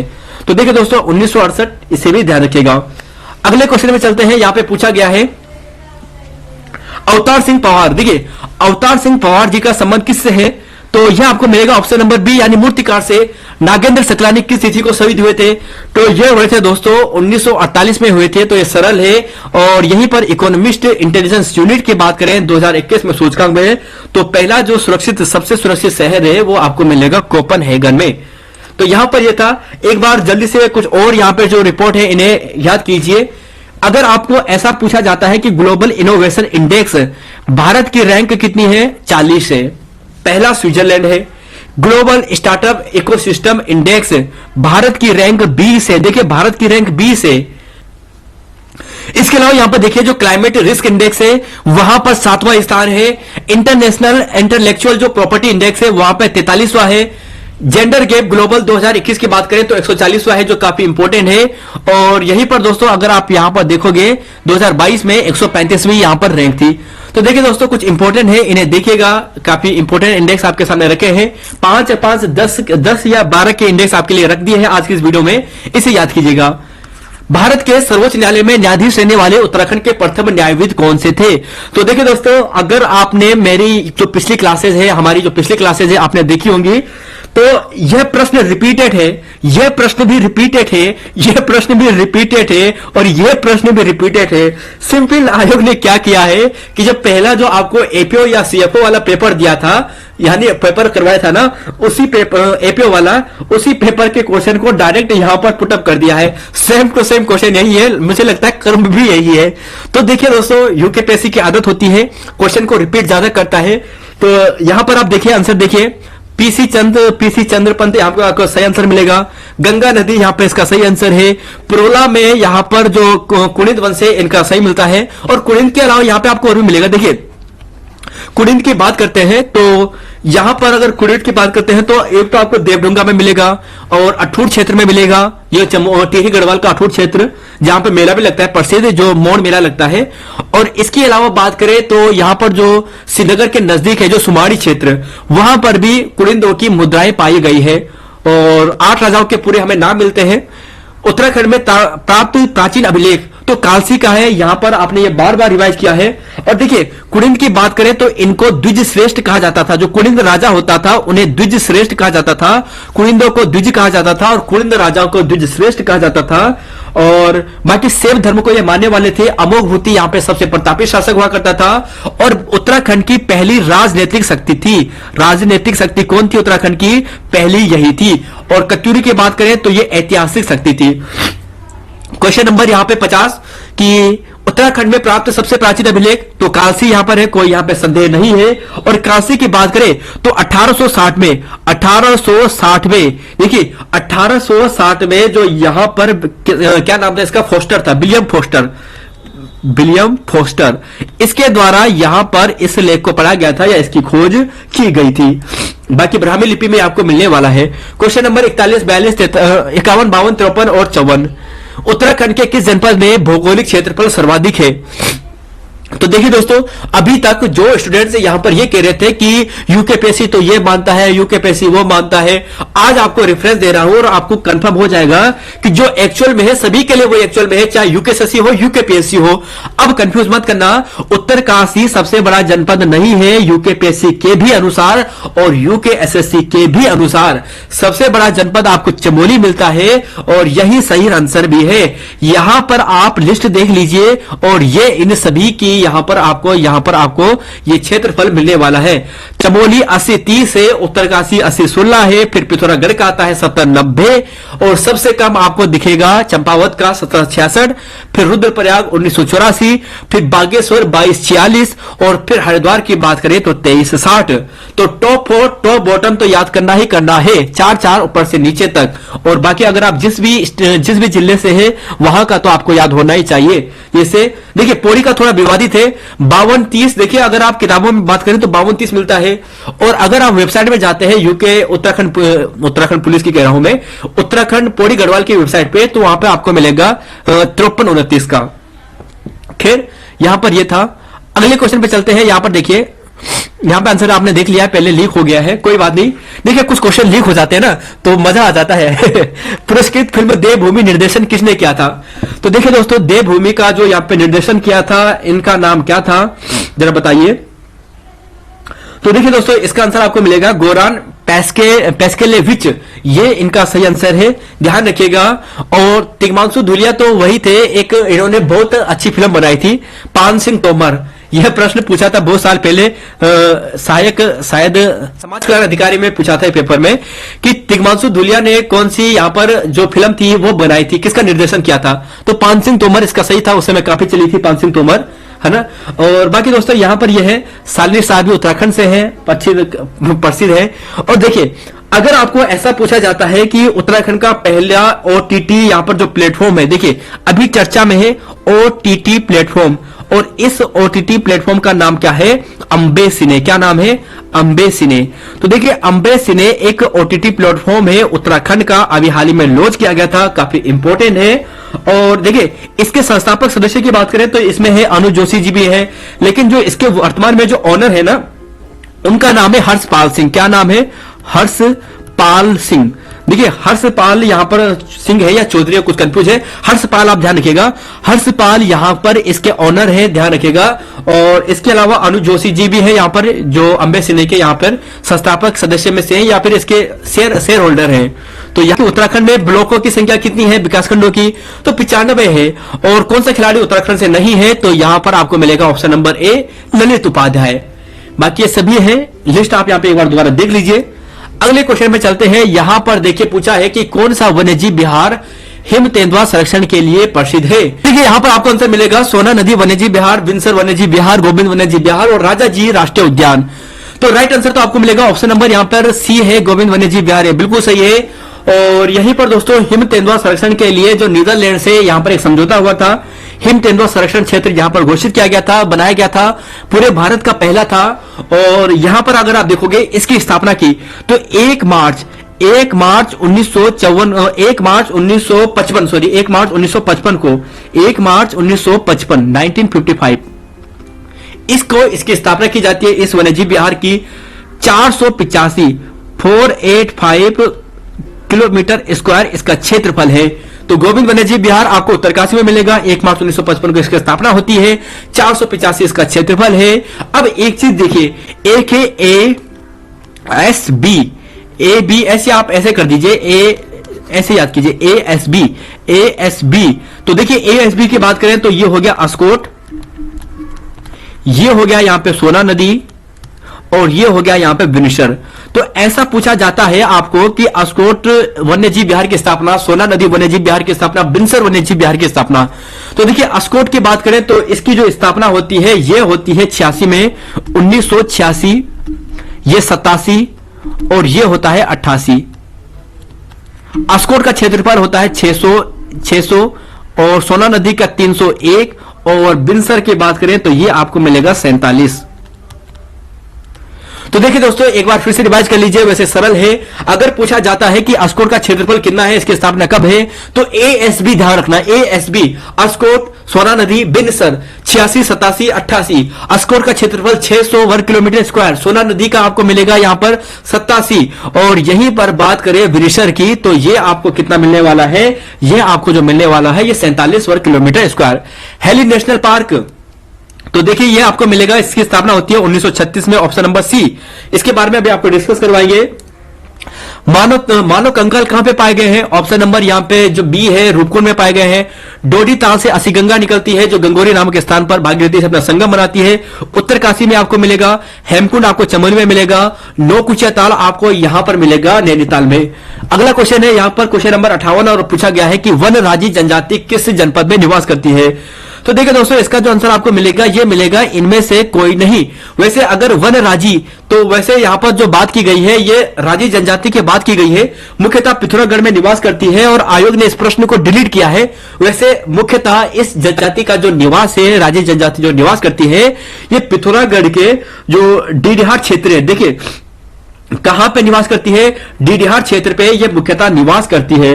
तो डीडीहाट क्षेत्र में, धारचूला क्षेत्र में ये मुख्यतः निवास करती है।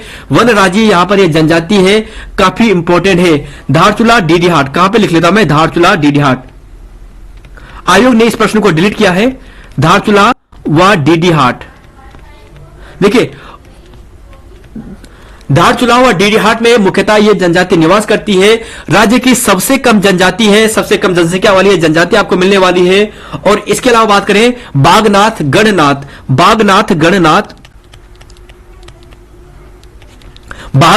गणनाथ, और इसके अलावा इनके देवता कौन से हैं, छुरमुल देवता, मल्लेनाथ, और यहीं पर बात करें ये सभी इनके देवता है। बागनाथ, गणनाथ, मल्लेनाथ, छुरमुल देवी, ये सभी इनके देवता है।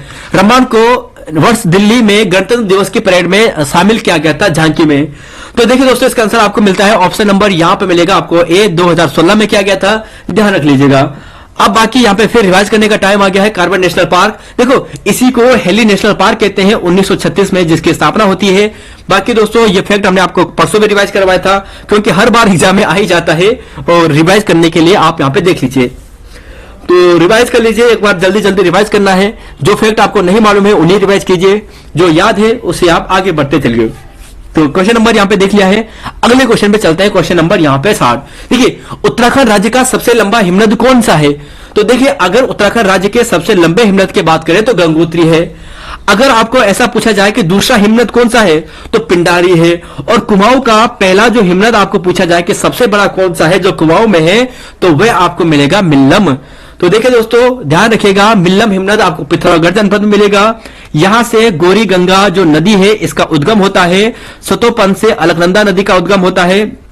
पिंडारी से पिंडारी हिमनद का उद्गम होता है। और पिंडारी की बात करिए 3 जगह फैला हुआ है, बागेश्वर, पिथौरागढ़ और यहीं पर बात करें तो यह फैला है चमोली में। वैसे दूसरे नंबर का और कुमाऊं का भी बड़ा होना चाहिए था, लेकिन ये आधा हिस्सा इसका कहां पर है, ये हमारे गढ़वाल क्षेत्र है वहां पर भी है, आधा हिस्सा कुमाऊं क्षेत्र में है। तो क्वेश्चन नंबर ये हो गया 61। देखते हैं नेहरू पर्वतारोहण संस्थान, तो बताइए इसका आंसर। तो देखिए यह भी सरल क्वेश्चन है, आपको उत्तरकाशी में मिलेगा। 1966 में इसकी स्थापना होती है। और एक बार फिर से मेरे साथ रिवाइज कीजिए, मैंने आपको पहले भी रिवाइज करवाया है। सबसे पहले देखिए हिमालय दार्जिलिंग, देखिए जो हिमालयन पर्यावरण संस्थान की बात करते हैं, पर्वतारोहण संस्थान की, हिमालयन पर्वतारोहण संस्थान की, तो 4 नवंबर 1954 की स्थापना होती है। भारतीय पर्वतारोहण फाउंडेशन की बात करते हैं तो जनवरी 1961 को प्रथम महिला अध्यक्ष हर्षवंती बिष्ट होती है। नेहरू पर्वतारोहण संस्थान 1965 को होती है इसकी स्थापना। और कुछ यहां पर है हमारे पर्वतारोही, इन्हें भी याद कर लीजिएगा कि इन्होंने कब कब फतेह किया है। तो यह है दोस्तों, देख लीजिए एक बार। हरीश चंद्र सिंह रावत 1965, बचेंद्र पाल 23 मई 1984, चंद्रप्रभा एतवाल, सुमन कुटियाल और सविता मार्तेलिया। सुमन कुटियाल, सविता मार्तेलिया 1993, चंद्रप्रभा एतवाल 1990, हर्षवंती बिष्ट 1984। और सविता कसवाल जी का हाल ही में निधन हुआ था, यहाँ पे देख लीजिए 12 मई 2022 को। एवरेस्ट इन्होंने हाल ही में एवरेस्ट को इन्होंने फतेह किया, उसके बाद माउंट एवरेस्ट को फतेह किया। और जो यहाँ पर द्रौपदी का डांडा में जो भी यहाँ पर कांड हुआ था, जो भूस्खलन हुआ था, वहां पे इनकी मृत्यु होती है। तो यह फैक्ट यहाँ पे था। अगला क्वेश्चन देखिए, पुरुषार्थ समाचार पत्र। तो देखिए दोस्तों इसका आंसर आपको मिलेगा ऑप्शन नंबर यहाँ पे बी, गिरिजादत्त नेथानी। इसके बारे में भी डिटेल व्याख्या हमने लाई है, अभी देखेंगे। कार्तिक स्वामी मंदिर आपको रुद्रप्रयाग में मिलेगा। और बाकी रुद्रप्रयाग के जैसे केदारनाथ मंदिर हो गया है ना, तो ये चीज आपने देखी है। यहां पर देखिए दोस्तों, यहां पर देखिए अल्मोड़ा अखबार के बारे में बात करते हैं। कुछ न्यूज पेपर है, 1871 से लेकर 1918 तक इसका प्रचलन होता है, यानी इसका संचालन होता है। सबसे पहले संपादक बुद्धि बल्लभ पंत, फिर मुंशी इम्तियाज अली, फिर जीवानंद जोशी, फिर सदानंद सनवाल, फिर विष्णुदत्त जोशी, फिर बद्रीदत्त पांडे 1913 से। और 1918 में फाइनली यहां पर यह बंद हो जाता है। रजिस्ट्रेशन नंबर की बात करें तो 10 से। अंग्रेजी अखबार पानियर का यह समकालीन है। तो अल्मोड़ा अखबार से ऐसे ही प्रश्न बनते हैं, सारे प्रश्न आपके सामने रखे हैं। फिर देखिए यहां पे समय विनोद की बात करें तो 1968 में नैनीताल से जयदत्त जोशी जी के द्वारा हो गया। अगला देखिए यहां पर गढ़वाल समाचार पत्र। देखिए दोस्तों गढ़वाल समाचार पत्र की बात करते हैं तो देखिए गढ़वाल समाचार पत्र की बात करें तो लैंसडाउन से प्रकाशित होता था 1902 से 2004 के बीच में। और गिरिजादत्त नेथानी इसके संपादक थे पहले। पुनः प्रकाशन 1913-15 में होता है दुगड्डा से नेथानी जी के द्वारा। अब है यहां पे गढ़वाली समाचार पत्र। देखिए गढ़वाली समाचार पत्र की बात करते हैं तो ये गढ़वाल यूनियन के द्वारा प्रकाशित किया जाता है, देहरादून से ये प्रकाशित होता है। और यहां पर आप देखोगे संपादक इनके ये है और रजिस्ट्रेशन नंबर इसका है A304 इसके क्या है रजिस्ट्रेशन नंबर है।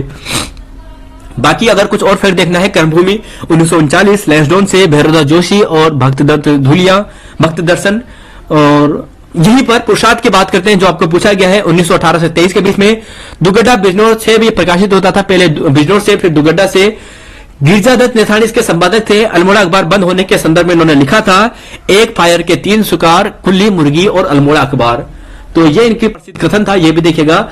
64, 65, 66 और 67 तो आंसर दीजिए। होली हिमालय पुस्तक के लेखक तो सरमन ओखले हैं, right answer option number B. कुंतिम चंद्र राजा कौन था? तो देखिए यहां पर बात करें तो महेंद्र चंद था। देखिए दोस्तों प्रश्न रिपीट करता है यूकेपीएससी। ये प्रश्न हम आपको करा चुके हैं, कम से कम 3 बार करा चुके हैं। पहले यहाँ पे जो 9 एग्जाम हमने आपको सोल्व करवाए हैं, 2-3 एग्जाम में तो हमने आपको जो यूकेपीएससी के करवाए हैं, प्रत्येक एग्जाम में ये प्रश्न पूछा है। तो कुमाऊं का चंद राजा अंतिम चालक था महेंद्र चंद।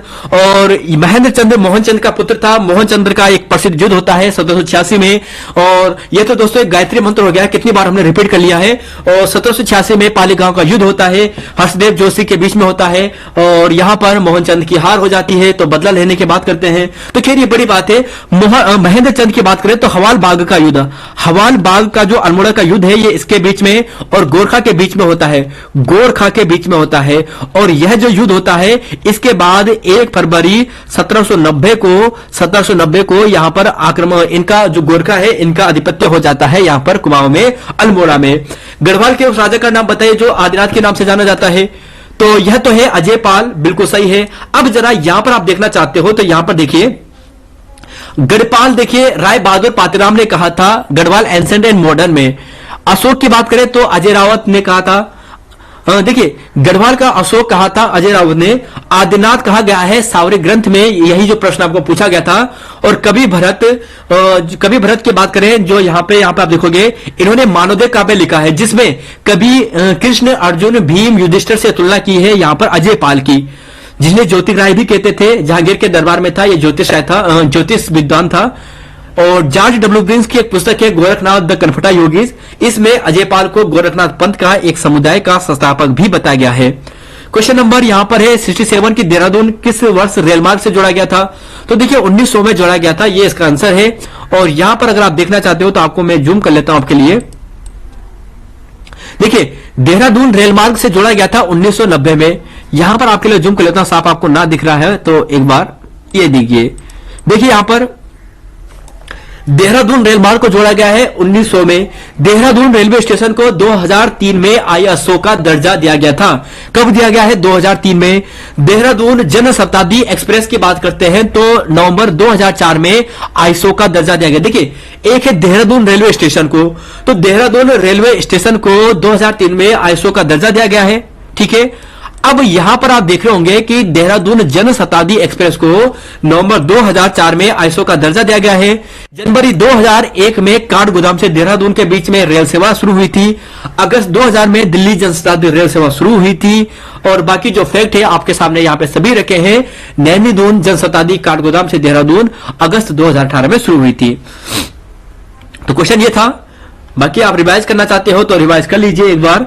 तो देखिए दोस्तों रिवाइज इंपॉर्टेंट होता है। और अब बात करते हैं अगले क्वेश्चन पे। खतलिंग हिमनद किस नदी का उद्गम होता है? तो खतलिंग होता है, खतलिंग से यहां पर भिलंगनदा नदी का उद्गम होता है। क्वेश्चन नंबर यहां पे 69 है कि खड़ी बोली के पहले कवि कौन से हैं? तो देखिए दोस्तों खड़ी बोली के पहले कवि 69वां है। और राइट आंसर क्या मिलने वाला है? तो राइट आंसर आपको मिलेगा ऑप्शन नंबर सी, यानी लोक रत्न पंत गुवानी जी। और लोक रत्न पंत जी से ध्यान रखेगा 1790 या 91 में इनका जन्म होता है काशीपुर में। कब होता है? काशीपुर में होता है। पुरुषोत्तम पंत इनके पिता का नाम था। और पिता की बात करें तो देवनिधि पंत था। और माता की बात करें तो यहां पर देव मंजिरी था। देखिए पिता मां है ये, ठीक है, पिता मां यानी दादाजी की बात कर रहे हैं। तो पिता मां थे पुरुषोत्तम पंत, पिता के नाम था देवनिधि यहां पे पंत, और माता का नाम देव मंजरी।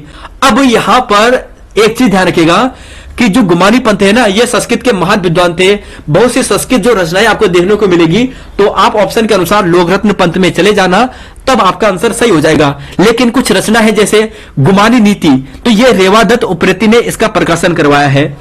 गुमानी कवि रचित संस्कृत भाष्य काव्य ये देवी दत्त पांडे ने करवाया है। और गुमानी ग्रंथावली कैलाश चंद्र लोहानी ने करवाया है। 70 की बात करें, शिव प्रसाद डबराल जी जाने जाते हैं। तो देखिए दोस्तों शिव प्रसाद डबराल जी जो जाने जाते हैं किस लिए? तो ये इतिहासकार है, इन्हें चारण के नाम से भी जाना जाता है। और घुमंतु यहां पर ये इनका घुमंतु इनका क्या है? व्यवहार है। घुमंतु प्रकृति के ये है, चारण नाम से इन्हें जाना जाता है। और बाकी दोस्तों यहां पर ध्यान रखिएगा कि उत्तराखंड का इतिहास, उत्तराखंड का इतिहास, ये इनकी सबसे महत्वपूर्ण पुस्तक इन्होंने लिखी है। और एक चीज ध्यान रखिएगा शिव प्रसाद डबराल जी की, इन्होंने ये पुस्तक जो लिखी है ना, यह पुस्तक इन्होंने 12 खंडों में लिखी है। और शिव प्रसाद डबराल जी की बात करें तो 1956 में इन्होंने क्या किया है? जो मलारी ग्राम है, मलारी ग्राम में समाधान की खोज भी की थी इन्होंने, समाधान। तो बस दोस्तों इन फैक्ट को ध्यान रखिएगा। उत्तराखंड की सबसे ऊंची चोटी, पर्वत चोटी कौन सी है? तो देखिए ऑप्शन के अनुसार आपको देखना है, कामेट, त्रिशूल, चौखंबा या फिर पंचाचूली। तो राइट आंसर आपको मिलेगा ऑप्शन नंबर बी, यानी कामेट मिलेगा। सबसे पहले नंदा देवी मिलता है। और इन सभी की लिस्ट अगर आप यहां पे देखना चाहते हो तो यहां पर आप देख लोगे दोस्तों। देखिए आपके लिए जूम कर लेते हैं, यहां पर देख लीजिए।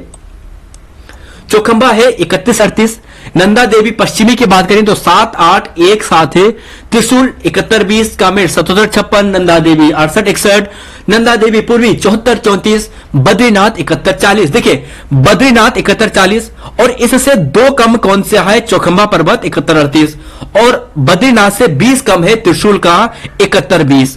तो देखिए दोस्तों ऐसे भी आप एक को यहां पर सेंटर में रखकर याद कर सकते हो। बद्रीनाथ आपको याद हो जाएगा तो चौखंबा और त्रिशूल भी आपको आसानी से याद हो जाएगा। तो यहां पर ये है और 74-34 किसका है, ये नंदा देवी पूर्वी का है। अगले क्वेश्चन है, देखिए दोस्तों अब यहां पे थोड़ा साइंस के क्वेश्चन आ गए हैं, हमारे सिलेबस में उतने नहीं है, थोड़ा बहुत अगर पूछ भी लिया जाए तो फैक्ट याद कर लीजिएगा कि किस जंतु में 3 हृदय व नीला रक्त होता है। तो 3 हृदय किसका होता है और नीला रक्त किसका होता है, तो यह होता है ऑक्टोपस का। किसका होता है, ऑक्टोपस का। स्टेनलेस स्टील में उपस्थित तत्व का बढ़ता कर्म है स्टेनलेस स्टील। तो देखिए स्टेनलेस स्टील की बात करें तो सबसे ज्यादा इसमें जो आपको मिलेगा वह मिलेगा आपको यहां पर आयरन, फिर यहां पे क्रोमियम और फिर यहां पे सबसे कम कार्बन। तो सबसे ज्यादा आपको मिलेगा यहां पे आयरन। देखिए बढ़ता कर्म लगाना है ना, तो सबसे कम कार्बन, फिर क्रोमियम और फिर आयरन। सबसे ज्यादा आयरन, कार्बन की जो मात्रा होती है ना दोस्तों यहां पर 1% के आसपास रखी जाती है, बल्कि 1% से भी कम यहां पर कार्बन की मात्रा रखी जाती है। तो कार्बन सबसे कम होता है और इस हिसाब से आप यहां पे कर सकते थे। अगला क्वेश्चन पे चलते हैं, यहां पे पूछा गया है कि हंसाने वाली गैस है, तो ये फैक्ट वाला है, नाइट्रस ऑक्साइड है, N2 है। अगला क्वेश्चन है दाब को निरूपित करता है। दाब यानी प्रेशर, प्रेशर का मतलब होगा दोस्तों यहां पर देखिए वो वाला प्रेशर नहीं है जो आप समझ रहे हो, यहां पे बोला है कि निम्न में से कौन सा दाब को निरूपित करता है, तो यह जो करता है ये है ऑप्शन नंबर बी, बल बट्टे क्षेत्रफल। तो राइट आंसर यहां पर यह है फोर्स अपॉन एरिया। अगला क्वेश्चन है क्वेश्चन नंबर यहां पे 76, 77, 78, 89, 80। तो देखिए दोस्तों यहां पर है 79 की जगह में 89 कर लेते हैं, ये कंफ्यूज करता है बहुत बार। बताइए इसे क्या पढ़ते हैं, जरा बताइए 79 को हिंदी में क्या पढ़ते हैं, जैसे मालूम है वो कमेंट बॉक्स में लिखे जरा। तो 76, 77, 78 और सीधा 80 पे चलते हैं। देखिए निम्नलिखित में से किस पर चालक का प्रतिरोध निर्भर करता है। और बात करें लंबाई, क्रॉस सेक्शन क्षेत्रफल, पदार्थ की प्रकृति और उपयुक्त में से सभी संभावनाएं सही है। तो सबसे पहले तो आप इसका आंसर बताइए जरा, 79 को हिंदी में क्या कहते हैं जरा बताइए। 79 को हिंदी में क्या कहते हैं और 67 को हिंदी में क्या कहते हैं जरा यह भी बताइए। तो बताइए दोस्तों, लिखेगा हिंदी में, लिखेगा हिंदी टाइप करके लिखेगा। देखिए 76 की बात करते हैं कि किस पर चालक का प्रतिरोध निर्भर करता है। चालक को इंग्लिश में या फिर हम जो डिनोट करते हैं आर से डिनोट करते हैं और इसका फॉर्मूला ये होता है आर एल अपॉन ए।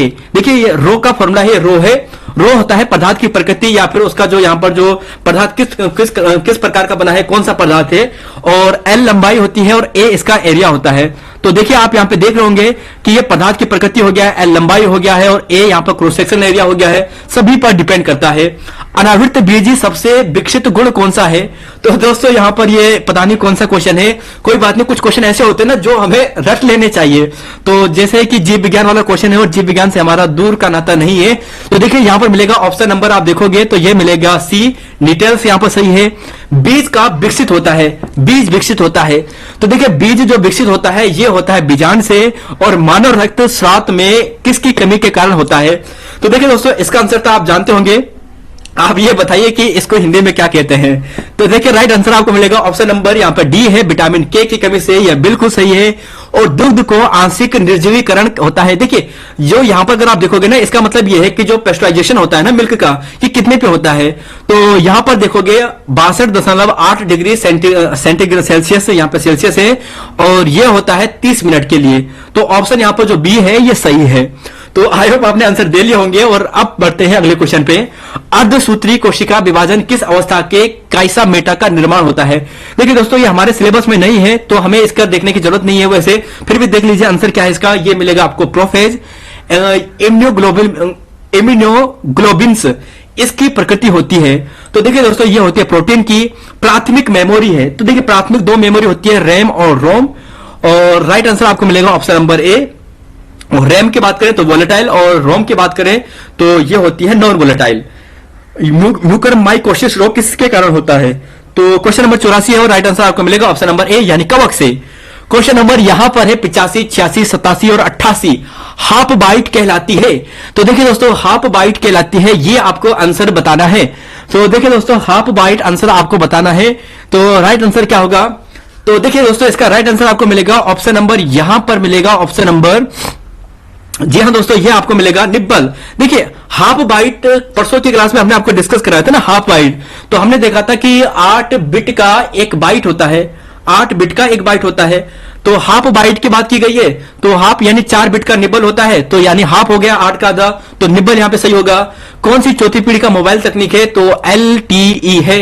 और आधुनिक पीढ़ी के कंप्यूटरों में IC चिप्स की बात करें तो सिलिकॉन की बनाई जाती है। और कौन सी पीढ़ी में ये यूज हुआ था, ये भी आप बताइएगा। क्वेश्चन नंबर यहां पर देखिए, सती प्रथा का प्राचीनतम अभिलेख हमें एरन अभिलेख से मिलता है, यह भी ध्यान रख लीजिए। बाकी दोस्तों यहां पर है 89, 90 और 90 वाला, देखिए 90 वाला इंग्लिश में दे दिया है, और ये इसलिए दिया है क्योंकि यह प्रश्न आयोग ने डिलीट किया है। और यहां पर आपको देखोगे, यहां पे लिखा है गोंडो फडनीज किस शासक का यहां पर था। तो देखिए दोस्तों, यहां पर आयोग ने इस प्रश्न को 90 वाले को डिलीट किया है, और डिलीट किस लिए क्या होगा जरा आप बता सकते हो? देखिए पहलव वंश से, तो ये बिल्कुल सही है। देखो जो गोड फडनीज है ना, तो गोड वैसे फडनीज है, फडनीज र आता है, तो शायद क्या एक स्पेलिंग की वजह से आयोग ने इस प्रश्न को डिलीट किया है, या फिर कुछ और कारण है? क्योंकि गोड फडनीज की बात करें तो ये पहला जो गोड फडनीज है, ये पहला वंश से है, ये सही है। बाकी दोस्तों आप देखेगा इसका आंसर, सम्राट हर्षवर्धन द्वारा जो नागानंद है बोधिसत्व का उल्लेख किया गया है, तो ये आपको मिलेगा ऑप्शन नंबर यहाँ पे बी, जितुवाहन का। तो यहां पर 89 का राइट आंसर ये हो गया है, यह प्रश्न आयोग ने डिलीट किया है दोस्तों। क्वेश्चन नंबर 91, 92, 93, 94 पंजाब में कोका आंदोलन का नेतृत्व किसने किया है? तो देखिए ये है राम सिंह धोनी जी ने। ऑप्शन नंबर यहां पर मिलेगा, राम सिंह धोनी जी कह रहा हूं, राम सिंह धोनी जी तो हमारे उत्तराखंड के हैं, जिन्होंने सबसे पहले जय हिंद का नारा दिया था, है ना। और बंधु समाचार पत्र जो परसों की क्लास में डिस्कस करवाया था, ये इन्होंने किया था, प्रकाशित किया था। राम सिंह की बात करें तो ये कोका आंदोलन से संदर्भ में है। और यहां पर आप देखना चाहते हो, देखिए दोस्तों, हमें आपको कुछ करवाया था। देखिए हमने आपको हिस्ट्री वाली जो क्लास दी थी वहां पर ही बताया था कि जो राम सिंह है, इनका संबंध कोका आंदोलन से। सैयद फजल की बात करें तो मोपला विद्रोह से, ध्यान रखिएगा। बिलायत अली और सैयद अहमद बरलेवी, तो ये बहावी आंदोलन से है। और ईशान चंद्र राय की बात करें तो ये किससे संबंधित है? ये आपको मिलेंगे पावना विद्रोह से। और अहम विद्रोह की बात करें जो अहोम है, असम वाला, ये होते हैं गोमधर कुंवर। तो फैक्ट को याद कीजिएगा। देखिए दोस्तों, कुछ फैक्ट ऐसे होते हैं ना कि रटने पड़ते हैं, आसान नहीं है सफलता के लिए याद करना पड़ता है, बार बार रटना पड़ता है। जो चीज समझ में आती है अच्छी बात है, नहीं आती है तब भी याद करना पड़ता है, लिखकर याद करना पड़ता है, जरूरी है याद करना पड़ता है। यह डिपेंड नहीं करता कि आप यहां पे कितने इंटेलिजेंट हो, क्या हो। इंटेलिजेंट यहां पर एग्जाम में कोई महत्व नहीं रखता है, वनडे एग्जाम में यहां पर महत्व रखता है कि आप कितने क्वेश्चन कितने ज्यादा याद कर सकते हो, कितना आप हार्डवर्क कर सकते हो। तो हार्डवर्क जो ज्यादा करेगा सफलता भी उसे मिलेगी। बस थोड़ा सा यहां पे अपने दिमाग का यूज करना है और सबसे इंपॉर्टेंट प्रश्नों को खोजकर याद करना है। Question number 92, Akhil Bharatiya trade union Congress, देखिए इसका आंसर आपको बताना है। तो 1920 इसका राइट आंसर है क्या नहीं है? तो बताइए जरा, मुझे तो 1920 लग रहा है, आप बताइए। तो जी हां दोस्तों, 1920 इसका सही है। आगरा के निकट सिकंदरा के निकट कौन दफनाए गए थे?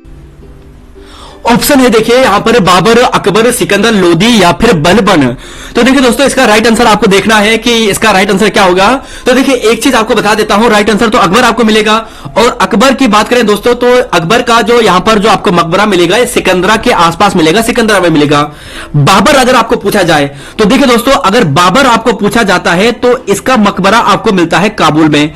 कहां पर मिलता है? काबुल में। सिकंदर लोधी की बात करें तो लोधी गार्डन भी है, और कहां पर ये आपको दिल्ली में मिलेगा। तो इसका तो आपको मिल गया दिल्ली में। बलबन का पता नहीं दोस्तों, बलबन का कहां पर है आप बताइएगा अगर मालूम होगा आपको। तो देखिए बलबन तो यहां पर नहीं है। अब एक चीज देखिए, अगर आपको ऐसा पूछा जाता है जो बार बार पूछा जाता है, देखिए बाबर का आपने देख लिया है, आपको पूछा जाएगा कि शाहजहां का मकबरा, शाहजहां का, तो शाहजहां का मकबरा कहां था ये आप लिखिए। मैं आपको कुछ और नाम लिखाता हूं, जैसे हुमायूं की बात करें, हुमायूं का मकबरा। ऐसे प्रश्न भी पूछे जाते हैं कभी कभार, कुछ पता नहीं है कभी पूछ ले जाते हैं, एक बार रिवाइज कर लीजिए। शाहजहां का मकबरा, हुमायूं का मकबरा, शेर शाह सूरी, शेर शाह सूरी इसका मकबरा, बताइए जरा तीनों का मकबरा कहां कहां पर है। तो देखिए दोस्तों, यहां पर शाहजहां की बात करते हैं तो ये आपको मिलता है, शाहजहां का मिलता है, ये आपको मिलता है आगरा में। आगरा में शाहजहां का मकबरा है। हुमायूं की बात करें तो हुमायूं का मकबरा है दिल्ली में। ठीक है। और यहीं पर शेषासुरी की बात करें तो ये सासाराम में आपको मिलता है, और सासाराम में कहां पे मिलता है? बिहार में आपको मिलता है। और इसके अलावा आपको जहांगीर का पूछा जाए कि जहांगीर का मकबरा कहां है, तो जहांगीर का बताइए जरा कहां पर है। तब तक इसका आंसर दीजिए कि 94 का शिवाजी के अष्टप्रधान में कौन सा आधुनिक विदेश सचिव के समकक्ष था? तो विदेश सचिव के समकक्ष कौन था? तो यह था दोस्तों ऑप्शन डी, दबीर यहां पर बिल्कुल सही था। तो सासाराम तो आपने देख लिया है, जहांगीर वाला आपने देख लिया क्या? तो बताइए अगर आपने जहांगीर वाला बता दिया है तो जहांगीर आपको मिलेगा लाहौर में, लाहौर, ठीक है, लाहौर में इसका मकबरा है। तो देखिए दोस्तों इसका आंसर आपको दबीर मिलेगा, ध्यान रखिएगा। अब जरा यहां पर देखिए यहां पर ये लिस्ट है, ध्यान से सुनिए दोस्तों, इसे याद करके ही चलिएगा, ये बार बार आता है। जो अष्ट यहां पर जो यहां पे प्रधान है ना शिवाजी के, इनके बारे में प्रश्न बनता ही बनता है। और अगर थोड़ा डीप आपको पूछा जाए कि शिवाजी के अष्ट प्रधान कौन से थे, देखिए पहला तो आपको पूछा जाएगा कि कौन क्या कार्य करता था। आप यहां पर देखिए पहला नाम आप देख रहे होंगे प्रधान, तो यह होता था एडमिनिस्ट्रेशन वाला, पॉलिटिकल वाला प्रमुख होता था। दूसरा देख रहे होंगे यह है अमात्य, और अमात्य की बात करें तो अमात्य होता था जो रिवेन्यू और अकाउंट का काम करता था, revenue and account of state. बाकी सेनापति की बात करें तो डिफेंस से हो गया है, पंडित राव रिलीजन से हो गया है, धर्म से हो गया है, न्यायाधीश की बात करें जस्टिस से हो गया है, सचिव की बात करें तो गवर्नमेंट ऑर्डर से हो गया है, मंत्री की बात करें तो आप यहां पे देख रहे होंगे कोरेस्पोंडेंस से हो गया है, और सुमंत की बात करें जो बार बार पूछा जाता था या इसे दबीर भी कहते थे, ये होता था फॉरेन रिलेशन। जब फॉरेन रिलेशन होता है ना, ये विदेश नीति वाला, इससे संदर्भ में होता था। और कौन कौन से उस टाइम पे यहां पर देख लीजिए, देखिए यहां पर आपको पूछा जाए कि कौन था यहां पे सुमंत कौन थे, तो रामचंद्र त्रिंबक, यहां पे आप देखिए नाम देख लेते हैं, साफ देखिए रामचंद्र त्रिंबक सुमंत थे, ठीक है, रामचंद्र त्रिंबक सुमंत थे, ध्यान रखिएगा। अमात्य आपको पूछा जाए तो रामचंद्र नीलकंठ मजूमदार, तो रामचंद्र नीलकंठ मजूमदार अमात्य थे, ठीक है। प्रधान की बात करें तो मोरो त्रिम्बर पिंगल, ये प्रधान थे। तो देखिए दोस्तों ये ऐसे प्रश्न है, शायद अगर डीप लेवल का बने तो यहां से इससे बाहर नहीं बनने वाला है, तो याद करके चलिएगा। मुझे मालूम है टफ है, लेकिन करना है, सफलता पाना ही है। क्वेश्चन नंबर 95, सुरेंद्र नाथ बनर्जी को किस भारतीय सिविल सेवा से, किस वर्ष भारतीय सिविल सेवा से हटाया गया था? तो देखिए दोस्तों ये हटाया गया था ऑप्शन नंबर ए 1874 में, धर्मत का युद्ध। देखिए दोस्तों धर्मत का युद्ध होता है ना, ये होता है किसके बीच में? देखिए आंसर आप बताइए तब तक क्या है, और ये होता है औरंगजेब के साथ। देखिए ये होता है किसके? दारा शिको वर्सेस औरंगजेब, ठीक है, इनके बीच में ये होता है। और यहां पर जो होते हैं ना, ये धर्मत का युद्ध होता है, ये होता है 1658 में। ऑप्शन यानी आपको मिलेगा, ऑप्शन नंबर आपको मिलेगा, ऑप्शन नंबर यानी सी। देखिए 3 युद्ध होते हैं इनके बीच में। पहला जो युद्ध होता है, अगर आपको ध्यान रखना है, वो होता है धर्मत का युद्ध। कौन सा होता है? धर्मत का युद्ध, धर्मत का युद्ध। तो धर्मत का युद्ध तो आपने देख लिया है, ये कब है? ये है 1658 में। इसके बाद दूसरा युद्ध होता है, वो होता है सामूगढ़ का युद्ध। ये कब होता है ये भी बताइएगा। सामूगढ़ का युद्ध, सामूगढ़ का युद्ध। और इसके बाद लास्ट वाला होता है, वो होता है देवराई का युद्ध, देवराई का युद्ध। तो देखिए दोस्तों एक चीज आपको बताता हूं, ध्यान से सुनिएगा। धर्मत का युद्ध होता है 1658 में, सामूगढ़ का युद्ध होता है 1658 में, और ये अगले साल होता है 1659 में। और इस युद्ध में जो देवराई का युद्ध होता है, ये अंतिम युद्ध होता है, ये दारा शिकोह और औरंगजेब के बीच में। और इस युद्ध के बाद दारा शिकोह की मृत्यु हो जाती है। तो यहां पर यह था भारत का एकमात्र यहूदी वायसराय। तो देखिए ये है option number D, Lord reading. ये हमने आपको पहले भी करवाया है। ऑप्शन नंबर डी यहां पर बिल्कुल सही है। यहां पर दोस्तों कुछ यहां पे कुछ गवर्नर हैं, ये गवर्नर जनरल या वायसराय है, इनकी लिस्ट आप यहां पे देखिए लॉर्ड रिपन की बात करते हैं तो नंबर 1 ध्यान से सुनिए। लॉर्ड रिपन से आपको क्या ध्यान रखना है? देखिए यहां पर ध्यान रखना दोस्तों, इसके काल में इंपॉर्टेंट बातें क्या हुई थी। देखिए इसका कार्यकाल जो है वो 1880 से लेकर 1884 तक था। कार्यकाल कब से कब तक था? कार्यकाल आप देख रहे होंगे ये कब से कब तक था कार्यकाल, तो ये है 1880 से लेकर 1884 तक। आप बताते जाइए कि लॉर्ड रिपन के काल में क्या क्या महत्वपूर्ण घटनाएं हुई थी, तब तक मैं यहां पे लिखते चलता हूं। तो देखिए दोस्तों, लिखते चलिए मेरे साथ यहां पर कि 1884 में कार्यकाल, देखिए 1880 से 84 तक इसका कार्यकाल होता है। इसके काल में महत्वपूर्ण घटनाएं क्या क्या होती है, सबसे इंपॉर्टेंट घटनाएं देखिए, दूसरे नंबर का सबसे इंपॉर्टेंट घटना जो यूपीएससी पूछ चुका है वह है 1881 का, यहां पर क्या होता है 1881 का कारखाना अधिनियम। कारखाना अधिनियम, पहला कारखाना अधिनियम होता है। पहला कारखाना अधिनियम किसके काल में आता है, लॉर्ड रिपन के काल में आता है। याद करते चलिए दोस्तों। दूसरा यहां पे फैक्ट आपने देखा है।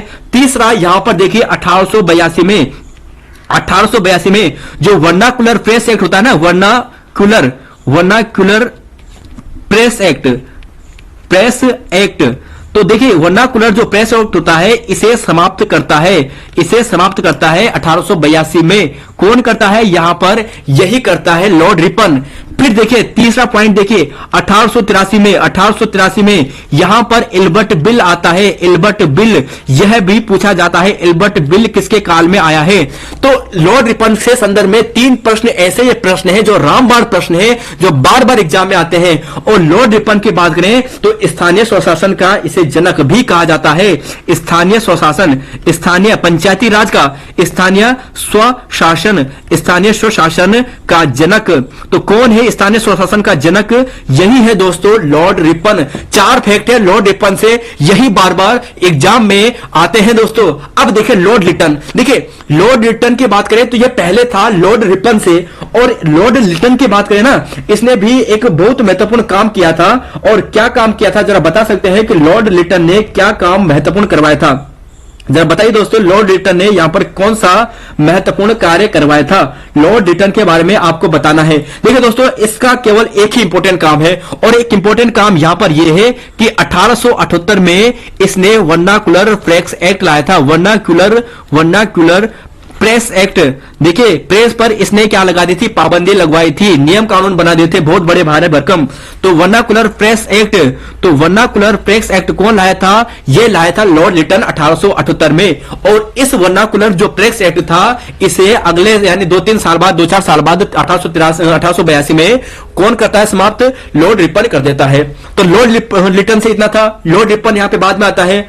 अच्छा, लॉर्ड रीडिंग की बात करते हैं, जरा बताइए दोस्तों। लॉर्ड रीडिंग की बात करते हैं, मैं आपको बताता हूं। इनका कार्यकाल है 1921 से लेकर 26 तक। अब यह बताया कि इनके काल की मुख्य घटनाएं कौन कौन सी है, आप कर दोगे ना। लॉर्ड रीडिंग का कार्यकाल है वर्ष 1900 लेकर 1926 तक।